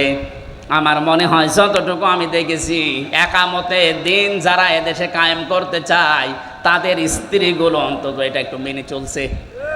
আর বাকি যেই বলেন, সে পীর হোক আর ক্ষীর হোক আর আলেম হোক, অধিকাংশ যারা একামতে দিনের এই কনসেপ্টটা নিজের ভেতরে আনতে পারে না, তাদের পরিবারে 100 ভাগে 98 ভাগ অশান্তি। আপনি খোঁজ খবর নিয়ে দেখবেন, আমি যতটুকু পেয়েছি এটা বললাম। সম্মানিত মা বোন যারা এসেছেন, আপনার স্বামী যদি মানব কল্যাণমূলক কোনো কাজে থাকে, যদি দিনের কাজ করে, দিন প্রচারে, দিন প্রসারে, দিন কায়েমে, যে কাজেই থাকবে, আপনি তাকে খাদিজার মতো সাহায্য করবেন। এক কথা বলেন না কেন? কিয়ামতের ময়দানে খাদিজাতুল কুবরাকে যেমন জান্নাতের দরজাগুলো ডাকতে থাকবে, আপনাকেও না নিয়ে যাবে না। তার জীবনী পড়লাম গভীর রজনীতে, হযরতে খাদিজাতুল কুবরা রাদিয়াল্লাহু তাআলা আনহা দরজার সাথে হেলান দিয়ে ঘুমিয়ে আছেন। মুহাম্মদ রাসূলুল্লাহ আসলেন, একটা মাত্র ডাক দিয়েছেন, খাদিজা। দরজা খুলে গেছে। ডাক দিয়ে বলে, স্ত্রী এত রাত হয়ে গেছে, ঘুমাওনি? হযরতে খাদিজা বলে, হে রাসূল, আপনি দিনের দাওয়াত নিয়ে বাইরে থাকেন, 24 ঘন্টা আমি আতঙ্কে থাকি, কাফেররা না জানি কি আপনার উপরে কি করে ফেলে। যতক্ষণ বাড়িতে না আসেন আমার ঘুম হয় না। এরপরও যদি আমার ঘুম লেগে যায়, চিন্তা করি আমি আরামের বিছানায় ঘুমাবো। আপনি দিন প্রসারে, দিন প্রসার করে এসে রাতের বেলা আমাকে ডাক দিতে দিতে হয়রান হয়ে যাবেন, আপনি কষ্ট পাবেন দাঁড়িয়ে থাকতে। এজন্য আমার কষ্ট হলেও আমি এই জালানা দরজার সাথে লাগিয়ে নিজের পিঠকে হেলান দিয়ে ঘুমাই। নবীজি হযরতে খাদিজাকে বুকের ভেতরে জড়িয়ে নিলেন, কপালে গালে চুমা দিলেন, ডাক দিয়ে বললেন, খাদিজা, আগামী দিন থেকে এরকম আর করবা না। খাদিজাতুল কুবরা ওই দিন নবীজিকে বলেছিলেন, হে আমার স্বামী, আমি একটা বিষয়ের গ্যারান্টি চাই। কি বিষয়? কবরে আমাকে যখন রাখা হবে, আমি আপনার মুখ থেকে কবরের বর্ণনা শুনেছি। পৃথিবীর থেকে বিদায় নেওয়ার পর জান্নাতে যাবার আগ পর্যন্ত ভয়ঙ্কর একটা জায়গার নাম কবর। আপনি আমাকে আজকে একটু কথা দেন, কবরে দেওয়ার পরে যে ফেরেশতা আসবে তাদের যে প্রশ্নের উত্তর, এটা আমি খাদিজা আমি দিতে পারবো না, আমার নিজের প্রতি নিজের বিশ্বাস নেই, আপনি এই জবাবটা নিজে দিয়ে দেবেন। নবীজি বললেন, আদম থেকে শুরু করে পর্যন্ত কেউ কারো কবরে জবাব দিয়ে দেয়নি, এটা আমি পারবো না। আপনি একটু লক্ষ্য করেন, এখানে নবীজি বললেন কি, আদম থেকে শুরু করে পর্যন্ত কেউ কারো কবরের জবাব দিয়ে দেয়নি, এটা আমি পারবো না। অথচ বাংলাদেশে বহু ভণ্ড পীর এটা ছড়িয়েই দিয়েছে, এ দরবারে মুরিদ হলে কবরের হিসাবও নাকি সে দিয়ে দেবে। এটা যে পুরা প্রতারণা, বাটপারি, চিটারি, আর কারো কাছে ফতোয়া নেওয়া লাগবে? এই ভ্রান্ত ধারণায় যারা আছেন, এক্ষুনি আপনি থামবেন। কিসের পীর, কিসের বাবা? নবীজি নিজে তার স্ত্রীকে গ্যারান্টি দিতে পারছেন না। হযরতে খাদিজাতুল কুবরা বলেন, হে নবী, আপনি যদি আমাকে কিছুই না বলেন, এই যে আমি সেজদায় গেলাম, আমার মালিক যখন কিছু না জানাবে, যতক্ষণ আমি সেজদা থেকে মাথা তুলব না। নবীজি দাঁড়িয়ে আছেন, হঠাৎ ফেরেশতা জিবরাইল এসে বলে, হে নবী, খাদিজাকে আপনি মাথা তুলতে বলেন, তার চোখের পানি আরো সে মঞ্জুর হয়ে গেছে। আল্লাহ রাব্বুল আলামিন নিজে আপনাকে অর্ডার দিয়েছেন, খাদিজার প্রশ্নের জবাব আপনি দিয়ে দেবেন। নবীজি বললেন, কি বলো জিবরাইল? আমি আজ পর্যন্ত কোনোদিন এ ব্যবস্থা কারো পক্ষে পাইনি, খাদিজার পক্ষে আল্লাহ দিয়েছেন, আপনাকে দেওয়া লাগবে। হযরতে খাদিজাকে ডাক দিয়ে বললেন, মাথা তোলো, তোমার চোখের পানি আরো সে পৌঁছিয়ে গেছে, তোমার কবরের জবাব দেওয়া লাগবে না, আমি নিজে দিয়ে দেবো তোমারটা। হযরতে খাদিজা ওই দিন বলেছিলেন, হে আমার স্বামী, আপনার জন্য এই ঘরটা আমি নয়েজ মুক্ত রাখি, শব্দ, গোলমাল, আওয়াজ, এগুলো থেকে আপনাকে আমি শান্তিতে রাখি। ঘরে আসলে আপনার স্বামী বাইরে থেকে যখন আসবে, ঘরটা আপনি শান্ত নির্মল করে দেবেন। খাদিজাতুল কুবরা এই কাজ করার কারণে তার জন্য আল্লাহ একটা জান্নাত ঘর বানিয়ে রেখেছেন। আপনি যদি আপনার স্বামী যখন বাইরে থাকবে কর্মজীবনে, দিনের কাজে, মানবতার কাজে, ভেতরে আসার সঙ্গে সঙ্গে যেন একটা স্বচ্ছ, নির্মল, শান্ত একটা ঘর উপহার পায়, আপনাকেও খাদিজার মতো আল্লাহ একটা ঘর জান্নাতে বানিয়ে দেবেন।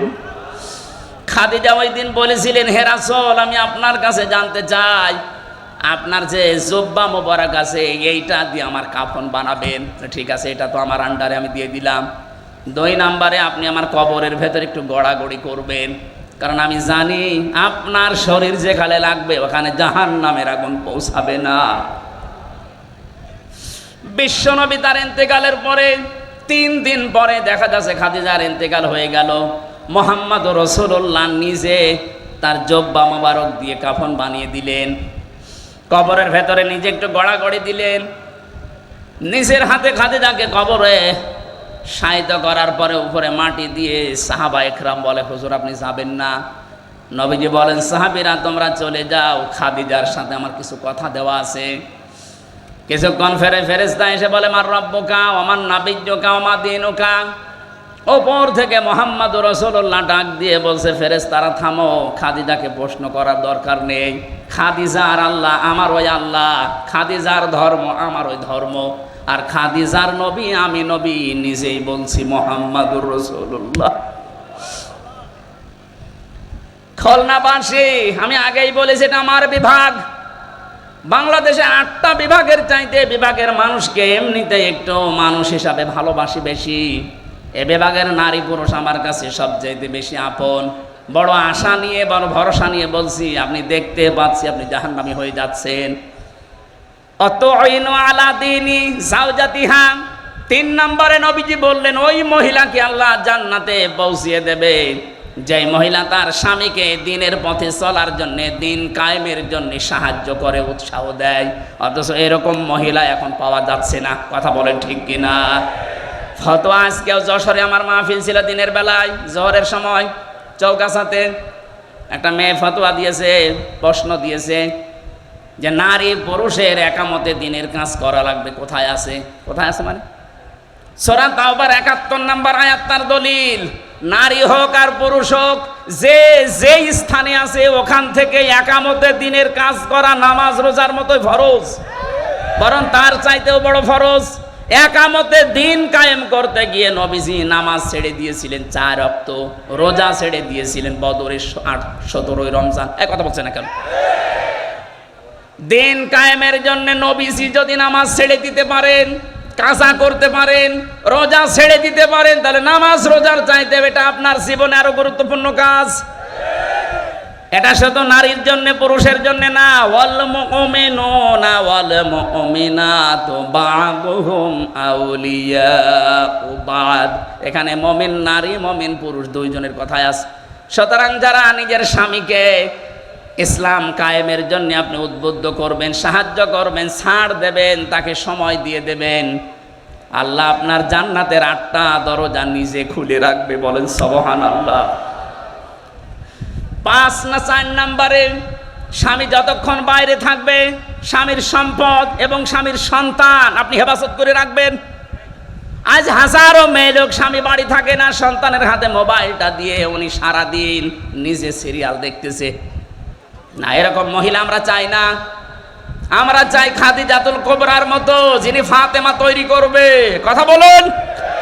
যিনি উম্মে কুলসুম তৈরি করবে, যিনি রুকাইয়া তৈরি করবে, এরকম মা আমরা ঘরে ঘরে দেখতে চাই। কথা বলেন ঠিক কিনা? 5 নাম্বার, ওই মহিলার জন্য আল্লাহ জান্নাতের দরজা খোলা রাখবেন যেই মহিলা স্বামী যেটা পছন্দ করে ওটা যদি জায়েজ হয় সে নিজে ওইটা পছন্দ করবে। এটা আজ নেই। 100টার 98টা পরিবারে আমরা পাচ্ছি না স্বামী যেটা পছন্দ করে জায়েজ, অথচ স্ত্রী ওইটা চায় না। আমি 27টা পেয়েছি, তার একটা বলছি। আমি সহ যত স্বামী এখানে বসে আছে প্রত্যেকটা স্বামী পছন্দ করে এবং চায় যে বিয়ের পরে যেন আমার মা বাবা আমার সাথে থাকে। কথা বলে না কেন? তো 100টার 98টা পরিবারে এটা চায় না। এই মেয়েটা চায় না, শুধু এই মেয়ের দোষ না, এই মেয়েটাকে কান পড়া দেয় ওর মা আর ওর বড় বোন। ওখান থেকে খালি বারবার ফতোয়া দেয়, আর কতদিন থাকবি, তাড়াতাড়ি আলাদা হ। সম্মানিত মা বোনেরা, আপনার মা আপনার বড় বোন যদি আপনাকে জান্নাতে যাওয়ার প্রতিবন্ধকতা সৃষ্টি করে, এরকম মা আর বাবার কথা মানা। আরো জোরে বলেন। এই যে আরাফ নামক যে প্রাচীরের ওপরে আপনি দাঁড়িয়ে আছেন, এই হাদিসের ব্যাখ্যা বলতে গিয়ে আমি হাদিসটা নিয়ে আসলাম। বিশ্ব নবী জানিয়েছেন ওদেরকে আল্লাহ জান্নাতে দিচ্ছে না কারণ তারা মা বাবার হক আদায় করেনি। 2 নম্বর, নবীজি বললেন ওদেরকে জাহান্নামে আল্লাহ দেবে না। সাহাবী প্রশ্ন করলেন হযরতে আবু যর গেফারী রাদিয়াল্লাহু তাআলা আনহু, হে নবী এদেরকে জান্নাতে দিচ্ছে না বুঝলাম, জাহান্নামে দেবে কেন? এখন বিশ্বনবী বলেন এই মানুষগুলো দুনিয়ায় আর যাই করুক, একামতে দিনকে কায়েম করার জন্য সর্বাত্মক চেষ্টা চালিয়েছে। এই কারণে আল্লাহ তাদেরকে জাহান্নামে দেবে না। এটা শুধু খুলনা না, সারা পৃথিবীতে ছড়িয়ে যাচ্ছে। কত সাংবাদিক দেখছেন না, সবাইকে উদ্দেশ্য করে আমি ঘোষণা দিতে চাই। সূরা সফের 10 নম্বর আয়াতের দলিল, হাল আদুল্লুকুম আলা তিজারাতিন তুনজিকুম মিন আযাবিন আলীম। তোমাদেরকে এমন একটা ব্যবসার কথা বলবো যেটা করলে জাহান্নামের আগুনে যাওয়া লাগবে না। তুমিনুনা বিল্লাহি ওয়া রাসূলিহি ওয়া তুজাহিদুনা ফি সাবিলিল্লাহ বিআমওয়ালিহিম ওয়া আনফুসিহিম যালিকুম খায়রুল লাকুম ইন কুনতুম তা'লামুন। আল্লাহর প্রতি ঈমান আনার পরে, রাসূলের প্রতি ঈমান আনার পরে এই দুইটাকে সামনে নিয়ে তাদের বিধান জমিনে কায়েম করার জন্য জান আর মাল দিয়ে যারা জিহাদ করবে তাদেরকে আল্লাহ জাহান্নামে দেবে না। সুতরাং এই পৃথিবীতে যারা দিন কায়েমের জন্য চেষ্টা চালান, অন্যান্য যদি কোনো গুনাহ হয়েও থাকে, আল্লাহ অন্তত আপনাকে জাহান্নামে দেবে না, এই গ্যারান্টি আমি দিতে পারি। জাহান্নামে যাবেন না, কিন্তু জান্নাতে যেতেও পারছেন না মা বাবার হক আদায় না করার কারণে। কথা বলেন না কেন? হাদিসের শেষে আমি আর পাইনি যে নবীজি আর জানাননি যে তারা যাবে কোথায়। খুলনাবাসী জান্নাতেও যেতে পারছেন না মা বাবার হক আদায় না করার কারণে, জাহান্নামও আল্লাহ দিচ্ছেন না একামতে দিনের দায়িত্ব পালন করার কারণে। যদি ওই আরাফ নামক প্রাচীরের ওপরে দাঁড়িয়ে থাকা লাগে, কি হবে বলেন তো? ওই রকম জীবন আমরা চাই? বলেন বলেন। এই আরাফ নামক সূরা থেকে একটা মাত্র আয়াত পড়েছি, 206টা আয়াত এখানে আছে, 179 নাম্বার আয়াত। আমার আজকের আলোচনার বিষয় বিবেক। কি বললাম? আরো জোরে। বিবেককে যদি সত্যি কেউ কাজে লাগাতে পারে, জীবনেও সে রাস্তা হারাবে না, সে রাস্তা পাবেই। আজকে আমরা অনেকে রাস্তা হারিয়ে ফেলেছি বিবেককে কাজে না লাগার কারণে। দেখেন তো আল্লাহ কি জানিয়েছেন, ওয়ালাকাদ যারানা লিজাহান্নামা কাসীরাম মিনাল জিন্নি ওয়াল ইনস। আল্লাহ কথা শুরু করার আগেই তাকিদ দিচ্ছেন। আল্লাহ পাক বলেন ওয়ালাকাদ, অবশ্যই, যারানা, আমি বানিয়েছি, তৈরি করেছি, লিজাহান্নামা, জাহান্নামের জন্য, কাসীরাম মিনাল জিন্নি ওয়াল ইনস, অধিকাংশ মানুষ আর জিন জাহান্নামে যাবে, এই জন্যই বানিয়েছি। প্রশ্ন আসতে পারে তাহলে আমাদের দোষ কি? যেখানে আল্লাহ কাসির দিলেন কলিল না দিয়ে, আবার কাসির না দিয়ে কাসির র এক আলিফ টান আছে। কলিল মানে অল্প, কলিলা মানে একেবারে অল্প, কাসির মানে অল্প, কাসির মানে বেশি, কাসির র মানে অনেক বেশি। কত বেশি আমাদের মেধা ধরবে না। আল্লাহ বলেন এত মানুষ আর জিন জাহান্নামে দেব। আমরা যেহেতু প্রশ্নই করে ফেলেছি আল্লাহ, তাহলে আমাদের দোষ কি? আল্লাহ বলেন দোষ আছে। 3টি ইন্দ্রিয় শক্তি যাদের আছে, এই 3টা যারা কাজে লাগাবে না, এই মানুষগুলো মাস্ট বি জাহান্নামে যাবে। আর অন্যান্য কারণ আছে অন্য আয়াতে, এই আয়াতে 3টা পেয়েছি। খুলনাবাসী এখন থেকে আপনি মিলাবেন আপনার ভেতরে এই 3টা গুণ আছে কিনা। যদি থেকে থাকে এখনই তাওবা করে ভালো হওয়ার নিয়ত করা লাগবে। রাজি আছেন কিনা? রাজি আছেন কারা কারা? দেখি লিল্লাহে তাকবীর, লিল্লাহে তাকবীর, লিল্লাহে তাকবীর। আলহামদুলিল্লাহ। ভাই আমরা এবার 3টা কারণ বলছি, দেখেন আমার ভেতরেও যদি থাকে আমি এখনই পরিবর্তন হওয়ার সিদ্ধান্ত নেব। 1 নম্বরে লাহুম কুলুবুন লা ইয়াফকাহুনা বিহা, তাদের কলব আছে কিন্তু চিন্তা নেই, উপলব্ধি শক্তি নেই। তাদের যে হৃদয় আল্লাহ দিয়েছে